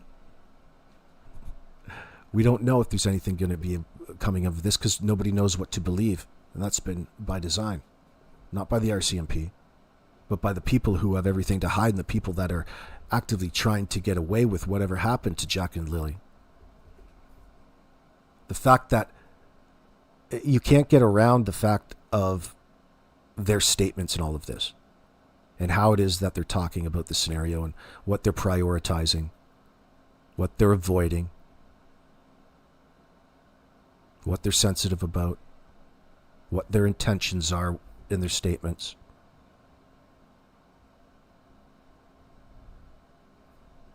None of it really is centered around the two children that we're all here about, Jack and Lily. It's centered and prioritized with their own innocence first, and lack of knowledge and not remembering certain things that would be otherwise important to... it's not, wait, I've got to try something, I'm not quite sure, and here's an answer for you. It's just straight, I can't remember. And that happens over and over throughout those initial statements they gave police. And it all, well, the most sensitive part is having to do with the last time that they were changed, they ate, they fed, the routines were, what they were last seen in. So inconsistent. They don't remember what the kids went to bed wearing. I'm not saying it's impossible to forget. Half the time I don't even know what my daughter's wearing sometimes. And they can change. But in this circumstance, we're speaking about the circumstance with Jack and Lily. The fact that they need to keep resorting back to, the statements and the paperwork as defense at any one time in the moment is a shift change. They're confident. But the problem is when you stick too hard to what you've already said, it doesn't leave any room for error or any room for the questions that come in that, are more relevant as time goes on. Meaning the more that you've stuck to something that you said in the past, the less room that you're going to have in the future. You're not going to be able to convince people that way, I guess. If it were true, do you know what I mean? There's not really any need to convince anybody of the truth in the first place. If somebody is unwilling to accept the reality and the truth of something, that's their fucking problem. Normally. Because the rest of the people can see the commonalities, the reality of the scenario, and they want to place themselves seemingly from that perspective. In part where it's just impossible, because they're the last people to be seen with them, no matter what. But it's because of the need to come up with something in a short amount of time, isn't it? So is that us really saying that it wasn't as planned? Something must have happened that was unintended, and then perhaps the second one, how do you account for the second likely death in this scenario? One of the two deaths was accidental and one was premeditated after the fact in order to get away and cover up for what happened in the death of the first child. That conversation, even though I'm not crazy about having it in front of Belinda, but that conversation is intriguing in the possibilities for your mind to hypothesize on your own, because there's so much in that. There's so much that you can tell from the perpetrator and the probabilities. But of course we don't know, because we can't find Jack and Lily, and that's why they were made to go missing, so you didn't find out what happened. You have to make those bodies go missing. That way, nobody can figure out what happened to the kids, right? Or what you did to the children, to be more appropriate. I don't know if it's any more appropriate. Accurate of a depiction. Donna St. Jean, they want to see the murder house. You guys are really forward. Even as suspicion is as biased as I am, I still treat even... you can't not treat them as human beings. You can't dehumanize them in that sense. Even though it's... sometimes you can get carried away. You got to remember they're people too. They're just guiltier than you. Yeah, treat even, don't do anything disrespectful. Don't go out there and take the law into your own hands in that circumstance. You have to be patient. Patient pays. Patience pays off.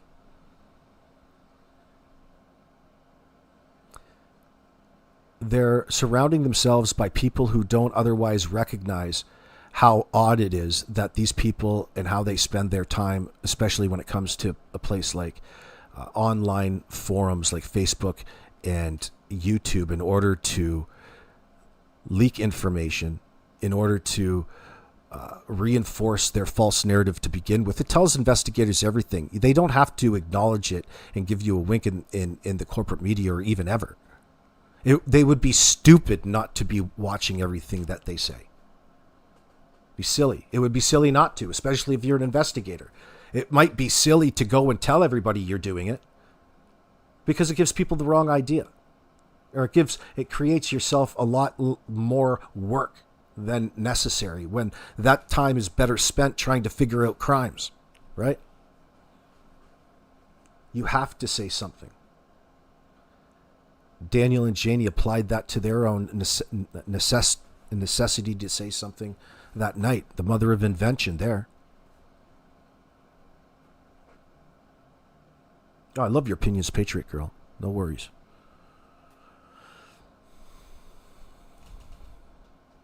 Keep them coming. Don't be afraid. For the most part.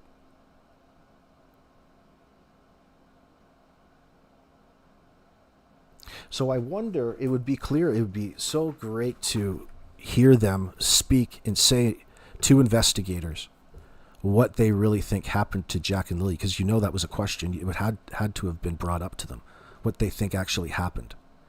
And when, my confidence in Daniel and anything that he has to say when he's talking to these media reporters and putting in these words like probably and most likely,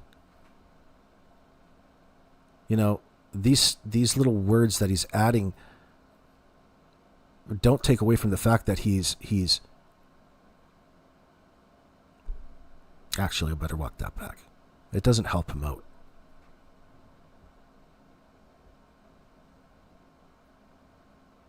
He thinks it does, which is interesting.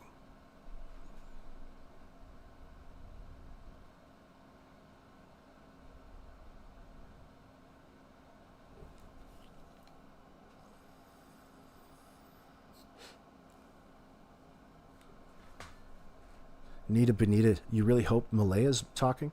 I don't think she is. I think that this whole scenario has probably instilled even more fear into her and reason to avoid reality.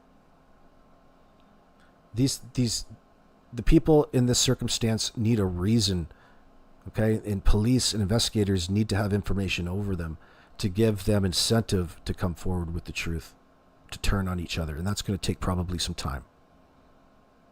You got to figure it out. You got to figure them out.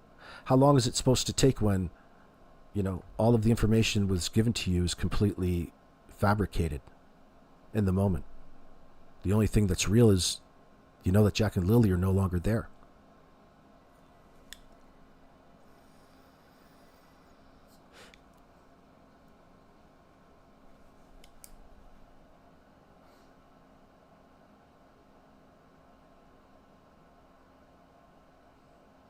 First of all, the level of embarrassment for a genuine parent in this circumstance, if that ever did happen, and everything happens. would make you want to shy away from any sort of notoriety. You know, you don't want to engage with a bunch of people. This is the most embarrassing thing you've ever went through, but never mind you. What about your poor child, wherever they are at this moment in time? It's not exactly something that you want to come out and start running into the arms of absolute strangers and require their affirmation for everything. It wouldn't be exactly my first choice.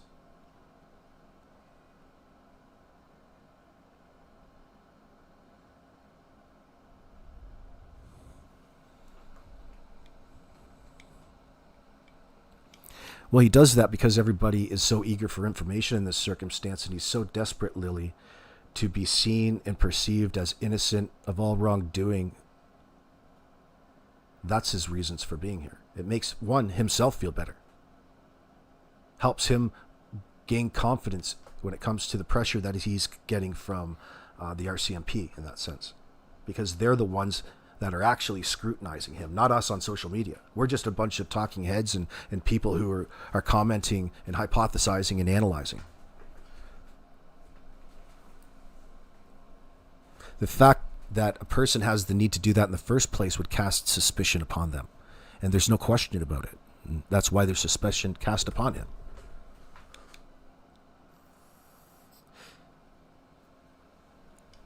Malaya knows how guilty he is. There's a reason why Malaya's not speaking. There's a reason why Children's Aid won't let them see the kids, won't let them back around in that circumstance, forcing them to go into drug treatment as ways just to see them in supervised visits for maybe 20 minutes twice a week. It's all in vain. Okay? They have to do that, and he's doing that so that people can't say, excuse me, and hold that against him at this point in time. Not because he's an actual caring individual. There's layers. And they have every opportunity to have said and done the right thing up to this point, and they haven't done so. Why? Because if they did, you know, if the truth was to come out, they would be in a lot of trouble. It's felonious. They wouldn't have to worry about any qualifiers except from behind bars. There's a reason that they're lying. And none of Janie's statements are acceptable. She just, when she gets to key questions that people have about suspicion, she immediately jumps and spins into rhetoric and manipulates an English statement into a question, a rhetorical question that makes no sense. It doesn't even make sense to her. You can't answer it with another question, and you can't raise that question like the Riddler in front of a bunch of people and think that that's an actual answer. Because what are you really saying in that? And you can't turn around and say that statement and analysis is bunk and is bullshit in situations like this. This is important. It allows you to see what it is that they're really saying with a consistent baseline of, or a framework would be a better word for it, of typical red flag indicators of deception. But again, it's a tool. Not the only tool. You don't necessarily even need it in circumstances like this. You know they're lying to you because of the fucking blatant vagueness.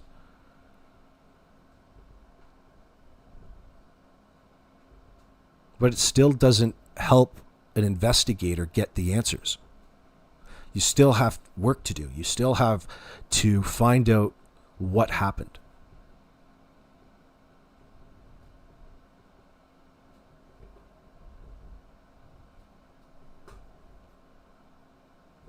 So from the RCMP standpoint, it's better that they build up some sort of rapport with the suspects like Daniel to keep him talking, even though it's nothing but hogwash. It's still better than, at least at this point in time, potentially, him closing up. At some point, they're not going to need him for anything.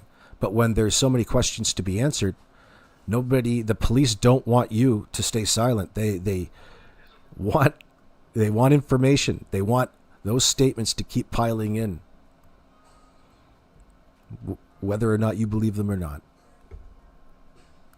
need information. You have to sort it out. Robin.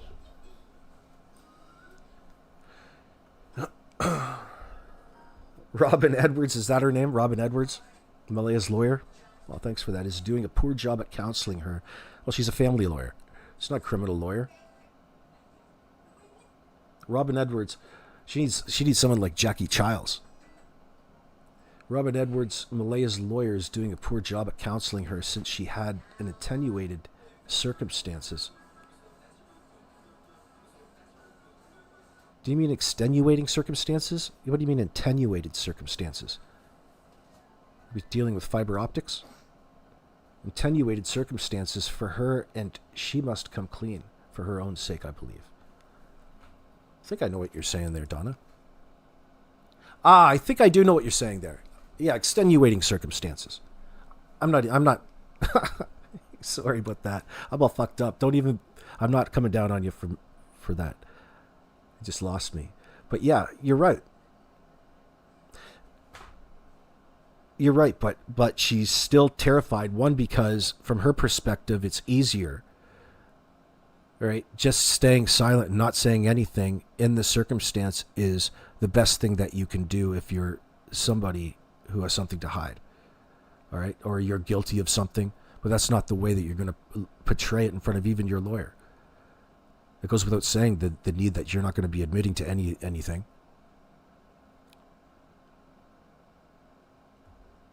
Don't think that you don't even need any legal advice to stay silent. That's how effective it is.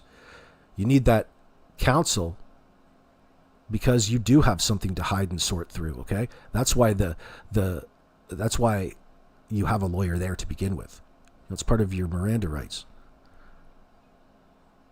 You say, I'm bringing in my lawyer. I'm talking about a lawyer. I don't want to talk to you right now, copper. No way. No way, pig.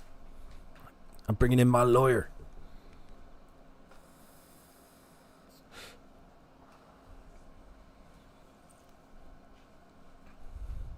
But I don't know if there's that type of legal counsel going on, right? I don't know. We're just kind of playing with it. We're assuming, this could be a family friend. This could be just a person who's a lawyer who knows her on the side and she's ran to for help. Even legal counsel to a person who's tweaking and has absolutely no fucking idea about anything. Any lawyer is better than no lawyer at that time.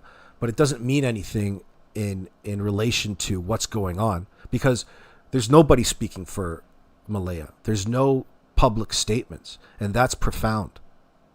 It's profound in contrast to the story that's being portrayed and always will be, okay? Always will be to people forever. That's something that's not going to go away.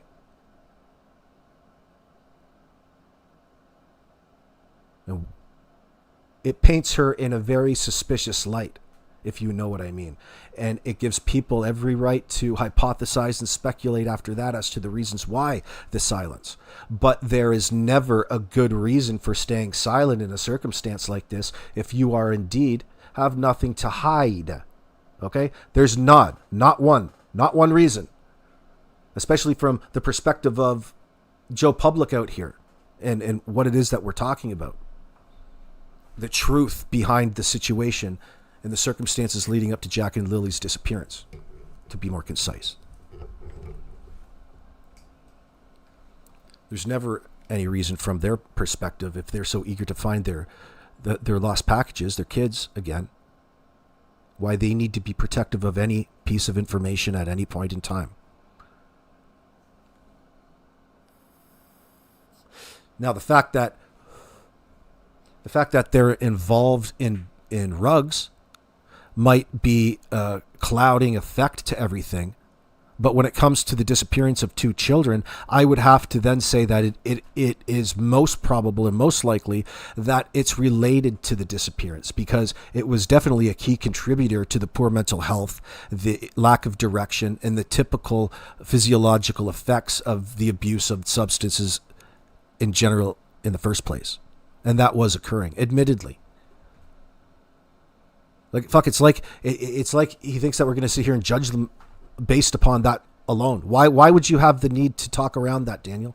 Nobody cares. You can probably relate to more people out of that fact, but that's what you want to avoid, any ounce of reality in the truth here, which is fitting in for a typical way that you just deny away any sort of thing here, making you look even more protective of your fabricated narrative in the moment, as opposed to any rational thought or critical thinking or common sense that should be applied along the way.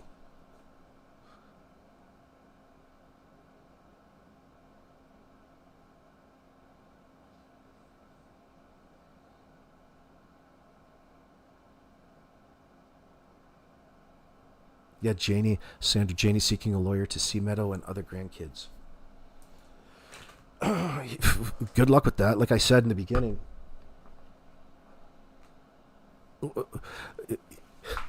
you can go get a lawyer, but the problem is the lawyers, the way that she portrayed it's funny. Like, she doesn't even know why she's going to seek legal counsel to begin with, it sounds like. One, you don't know how the law works. You don't know how your rights work. You just like to pretend that they apply to you and they're yours so you can use them in your defense. She's talking out of ignorance. But it was interesting, and we got a lot of information out of it nonetheless, I felt. Yeah, well, listen. If she would know, and she wouldn't have a problem going to see any of her grandkids if the people that had custody of her grandkids weren't in absolute fear of the type of person Janie is, and the type of individual and how inconducive it is to raising children. People can see. That's people's concern. That's why, Janie, has nothing to do with anything else. There's nothing keeping... If you were a good person, Janie, that would say everything. It speaks for itself. But people have a problem with you, Janie. People are in conflict with you. And I wonder why that is. You're a confrontational person. You have an irrational way about you. And we can't sense at any one time if it's because you genuinely are stupid or if you're just playing stupid. What do cops call that? What do cops call it when you're playing crazy, or you're acting crazy? What do you call that? You're malingering. Malingering. We think that Janie is malingering. Well, we feel that Janie's malingering.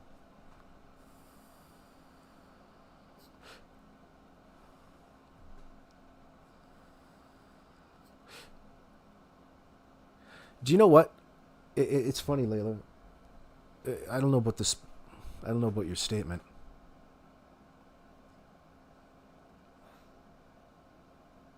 Listen. You're getting yourself confused there with really understanding what the problem is there. Janie, everybody's neglecting the children. So the physiological effects of child neglect on a child, okay, resembles the same thing as what is common and typical in children who have autism. In the circumstances, the kids were, in fact, being, as far as we can tell, neglected through admission, through all of the other indicators, and through the signs around the house. That would be otherwise blatantly obvious in this circumstance. Janie is a contributing factor in all of that. So is Daniel. No matter how much they want to put on Malaya. Yeah, they want to blame Malaya in real time. They've done so. They've told her she was slipping from her responsibilities and everything was meadow. But she wasn't doing something. They don't ever really commit to what exactly. But they all talk down upon her as though that she wasn't tending to all that she should with her children, whatever that supposedly directly means. Interacting with them, everything maybe. How about cooking, cleaning? The place was a shithole. You guys aren't doing anything for anybody. How about that? That's what was looking like was going on around there. It wasn't exactly like cheerleading central around there. It was a pretty low vibration place. Why so glum, everybody? Probably because you're always coming down off of whatever it is that you're taking, trying to chase that next high. You guys are succumbed to addiction. You guys are in the throes of addiction. That's what was going on. That, in turn, fell onto the kids. And the kids were out wandering. They were out hungry. They were getting into things. They were doing stuff outside of the sight of the parents that looks like they were independently from afar. Janie had to call over to Malaya to see if she was paying attention to the kids enough, to see if to remind her to put on their coats and boots. Or was she just being an overburden? I don't think so. She's just rephrasing it and rehashing it and lessening the effect of what it really was. So Janie's really indicating to us that the reason why she had to call over there was the kids were being neglected in that manner. I don't consider that being neglected, but who's to say what's really true in this circumstance? Or what really happened? Or what she's trying to explain? We're trying to figure that out because she's so indirect. What she'll say and come back and say that Malaya, in a way, through rhetoric, it's all becoming rhetorical at this point, but she's saying that, do you think Malaya, or do you think a person needs to be called and reminded to dress her children a certain way?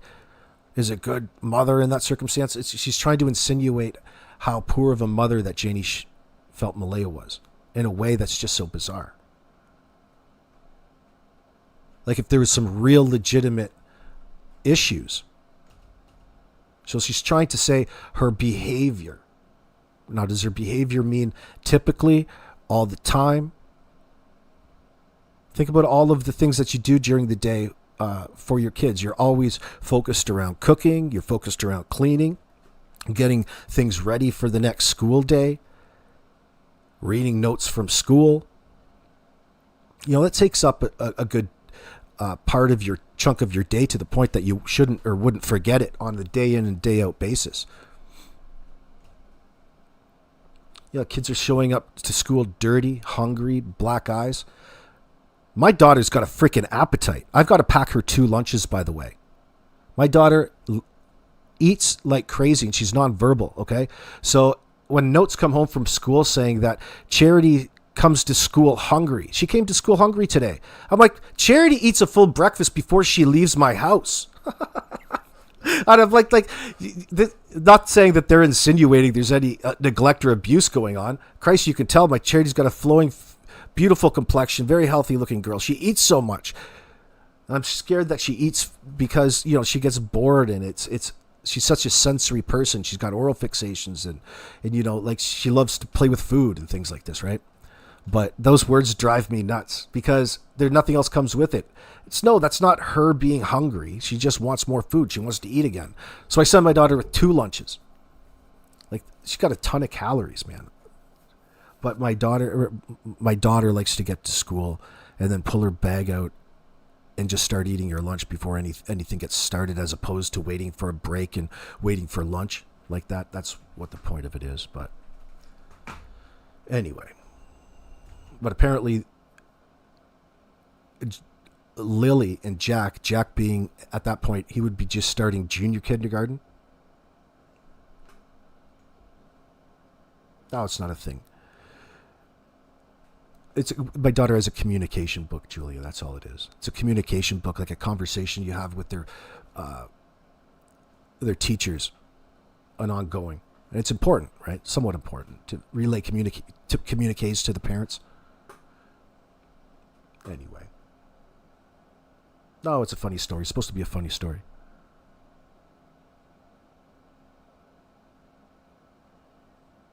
What got lost, Julia? What are you saying?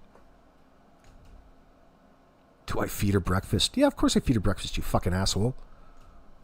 Every day. You fucking a dink. Shut up. I have bacon and eggs every day, bro.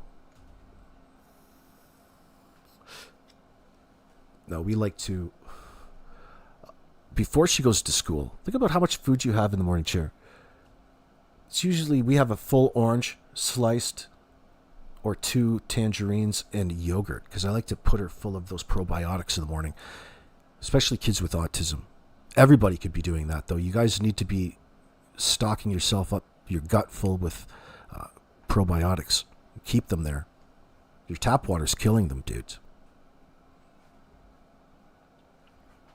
Malaya might have been sick of life where she was stuck with them. That's what it really is looking like, Patriot. That's what it looks like it is. In this talk about, and it's probably coming from, well, where does it come from? We know where it comes from. It comes from Malaya's statements. Comes from Malaya's mentions in passing to Belinda, as well as somewhere else in those communiques. So she said it herself, that she didn't want to be there. And it goes back into her being isolated there. Yeah, you can feel that with nobody to talk to. Janie likes to say that nobody stopped in there.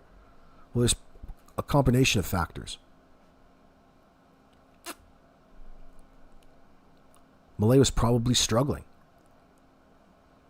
She's probably struggling in that sense, and, thinking that getting with Daniel is just going to be such a wonderful thing. Not even taking anything away from him. Like this, the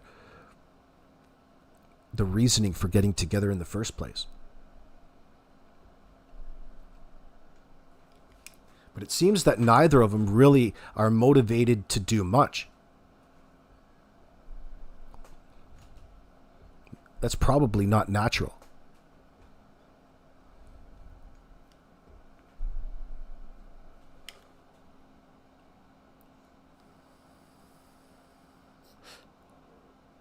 Yeah, they have that out in the Maritimes now. That should be in every school. But here's the problem with all of that. Well, even if it's something in their tummies are better than nothing. There's nothing crucial. Even when I went through school, they didn't have all of that. And I remember looking back, suffering. Back then, I had no comprehension about nutrition or what it takes in that circumstance. I disregarded, didn't care. Didn't give a shit about it as a young person like that.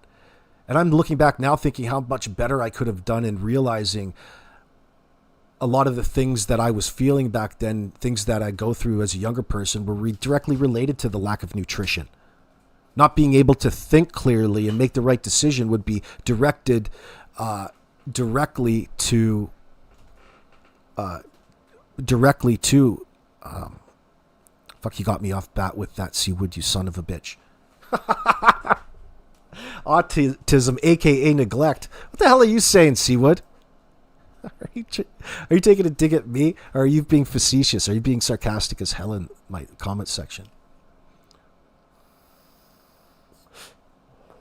Listen, in the circumstance, that's a common thing because of the characteristics and the indicators. Whether it be a doctor pointed out, less so a teacher, but to the person who is like the parent in that circumstance, in this circumstance, are using autism as a cover for the heat that they were coming and getting at school for what was otherwise neglect. That's absolutely, sadly, becoming true in this circumstance.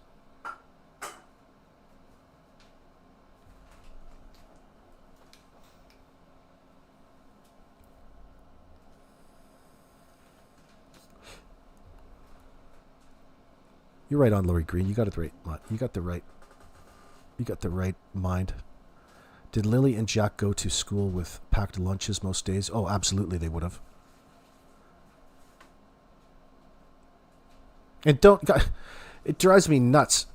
I look at the Canada Food Guide, and they have these. It's been fucking tainted by big business.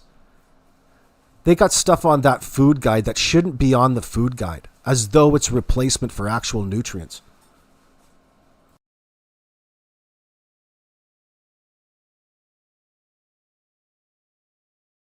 Like those little, who makes those snackables, those snack lunches with all that processed cheese and processed crackers in O. Henry bar, they'll put in one of them. Those things, they make them for kids' lunches, and they're horrible. They're shit. And they put them on the Canada Food Guide. Whatever happened to the 5 essential food groups and teaching kids about them and going a little bit further?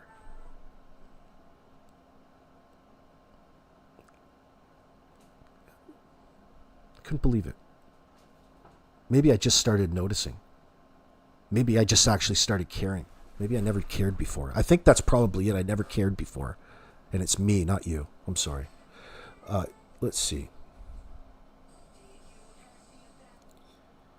You saying Canada Food Guide is bullshit, Sandra? Yeah. I can't disagree with that. I think they even say it's bullshit in school. They probably teach it. We've been fucking taken. We can't trust anything anymore. So everything's got some sort of agenda associated to it. What's best is being able to shoot your own food and catch your own food. There's nothing better, man.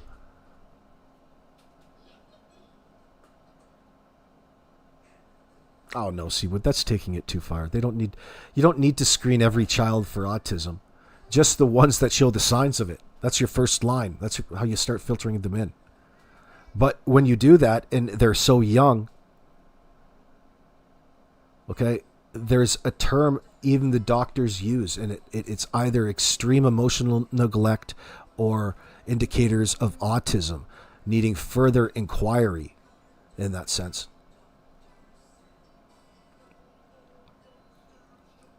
That would be irrational, Seawood, but I can understand your frustration. You don't need that.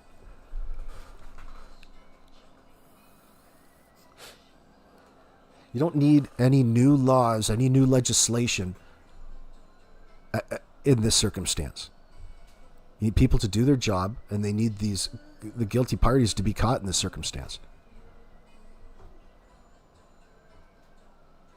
The fact that the parent was so eager to use it in the moment as an excuse in front of everybody is disheartening as all hell.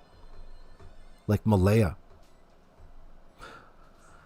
Malaya's actively taking it upon herself to really sell the story. You didn't have to say anything. You could have sat and sobbed and cried, but you had to use that. I told you the kids were autistic.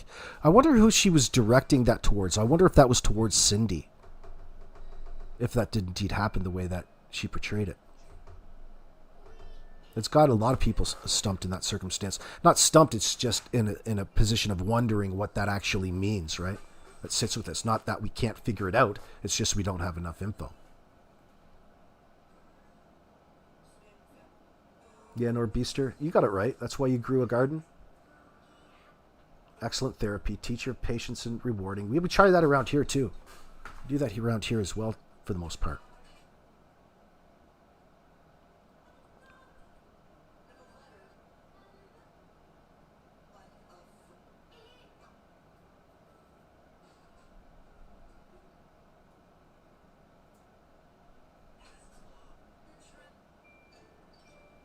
I don't know why he would be so afraid at this point about the dogs like Daniel. I don't think he's afraid, nor should he. The fact that he's giving us indicators, telling us in ways that what the dogs are going to do one way or the other, the fact that he even wants to, is just bizarre. Like, why the fuck do you put yourself through that? It doesn't make you look any more innocent or any more included. He's written his own hell in this circumstance.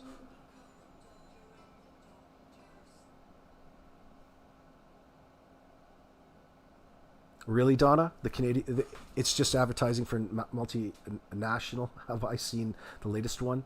No, I haven't. I'm going to go look afterwards tonight, though, Donna, now that I brought that up. Thanks. I'll go have a look at it. Fuck, they probably put McDonald's on it. Oh, no, we recommend motor oil. Get that into you. What could go wrong? What could go wrong? What could go wrong when you substitute actual nutrients? Well, I don't know. We're going to find out. Higher rates of obesity, lack of ability to regulate our own insulin, diabetes. We'll blame that all on smoking.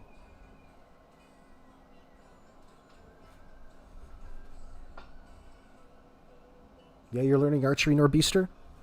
You'd be able to go over to Britain and work for the Queen.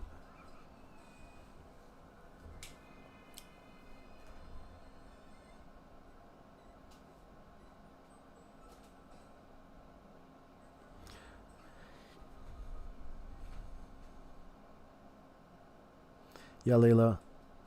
Yeah, those teachers would have noticed, and they would have approached it in a nice way in that circumstance, you know. So they would have opened up the possibility when they called CAS that, you know, there's a possibility of things, but it comes from the fact that something's wrong with the children and being dirty, malnourished, without sort of any sort of like an ADHD, unable to keep focused. That all falls in line with not being nourished.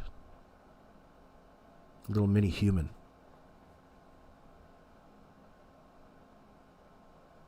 Like there's not a lot that you've got to keep up with when you're 4 and 6 years old. This isn't a homework territory here.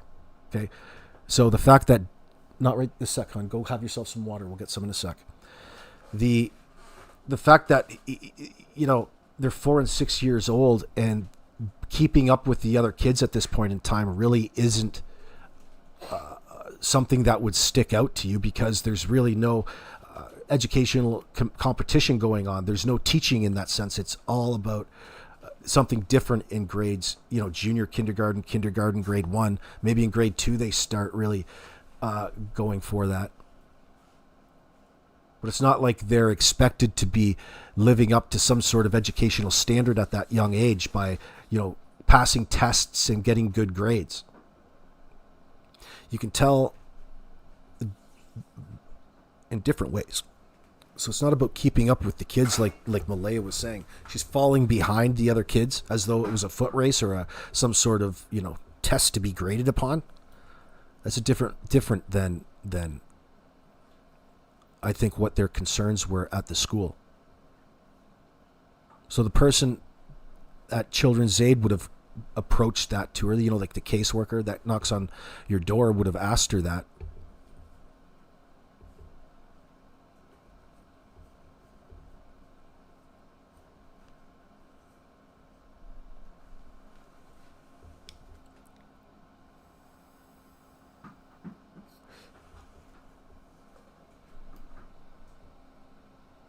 Yeah, you know, Benita, he's like, DM is like the woman on Maury. I'm 1,000% sure that he is the father.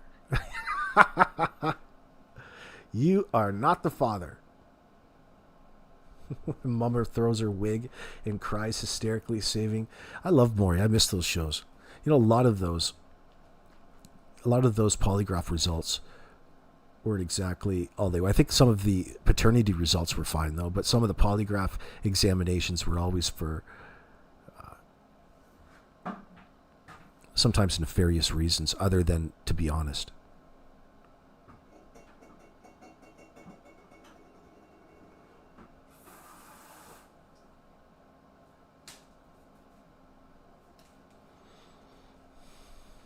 There, you guys are coming up with that again, Deborah Bennett.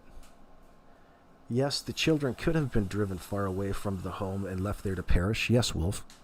So I guess in theory, I mean, yeah, that could be a possibility. I don't think it's very likely, but we're speaking about the same thing, only in a different sequence of events. That's all. I mean, I get it now. I get why people are talking about that. I get why people bring that up, because it's like a how do we know? Like for the things that we can verify, you know, you could make a scene look like, you know, there's no evidence for anything if you take the children out to some remote location, drop them off and drive them away, and somewhere during the night, of course, without any clothes, their body temperature dropped to the point where they would perish, and the people not have cared any less. It could have happened, yeah. I don't think so. I think we have more information that would indicate something else. What makes us think that they got home that night is where my mind is right now. I have to go into Mike Demand's chat and ask him that, because I can't remember. How we're... Not that I'm trying to poo-poo it. Are we just giving them the benefit? Because obviously they got home at some point. They got home at some point. What is the time that they gave they got home? You could probably take it from their digital. You could know that they were at home from, you know, their journey. Hold on. Out of the sink, my dear.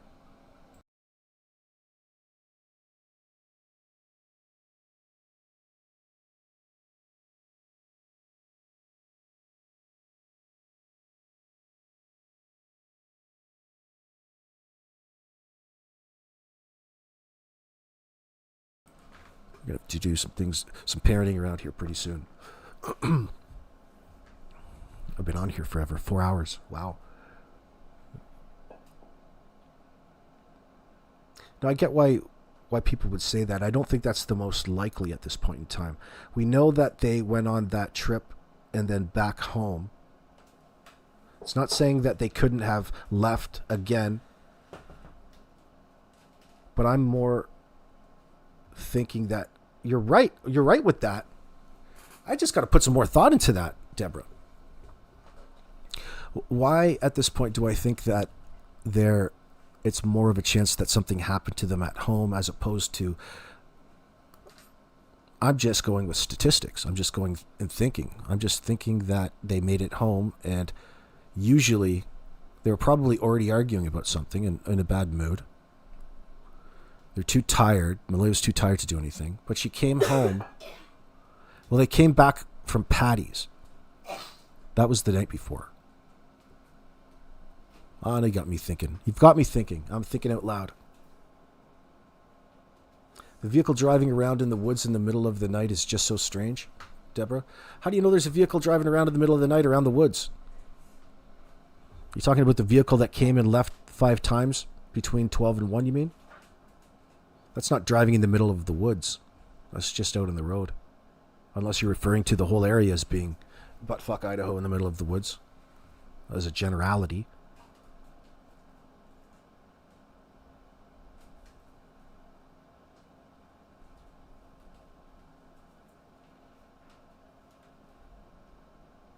We do not know if the children got home, but Malaya showed her Google timeline to Sunny on Sunny's show and showed the straight line from the town to home. But we don't know what exactly happened in the car. No, okay, that's right. I'm just trying to recount our scenario.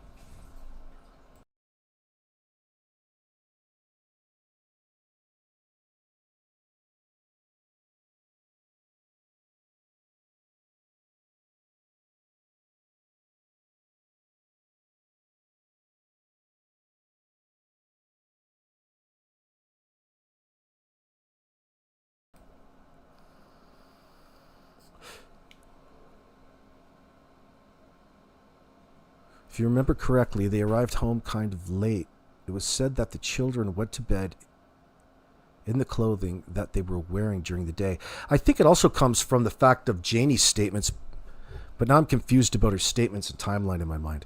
But I think it also comes from Janie's statements in acknowledging that drive in and not knowing what they went and bought, far after the fact.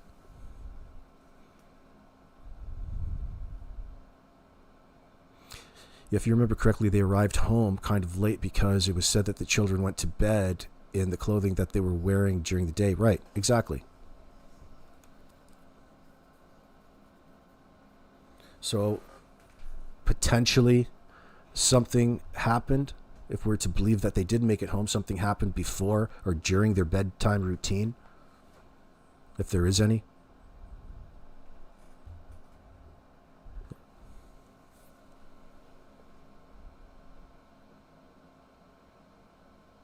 Janie said Daniel said that night they got home really late at 10 p.m. That Daniel said we would have, I thought it was 9 p.m. or 8 p.m. There's a discrepancy at that time, is there? That Daniel said we would have been home sooner. What happened to the explanation on the lateness? It's a good question, Explore Car. And that would have been the May the 1st. Was it that night that they were at Patty's doing laundry? Or was that the day before? I got to go back and get my timeline. Yeah, you can Google search that Angry Rabbit if you're interested in finding the cell towers in the area. See you later, Silver Gold. Okay, guys, we're going to cut this short. We're going to come back a little bit later on and pick up the conversation. I've got to go make some food and do some parenting type things here before I get ripped away and distracted again. I appreciate you all. Thanks to Nitchie for the use of her compounded video today. Go over and check it out. Probably all already are, but just have to mention it again. We'll see you guys back after supper, after 6 p.m. Eastern tonight on this lovely Sunday. We'll continue on talking, fighting the good fight, We'll pick up where we left off here in this timeline and why we think they made it home in the first place. I'm going to be thinking about that. All right. I'm out. Peace out, guys.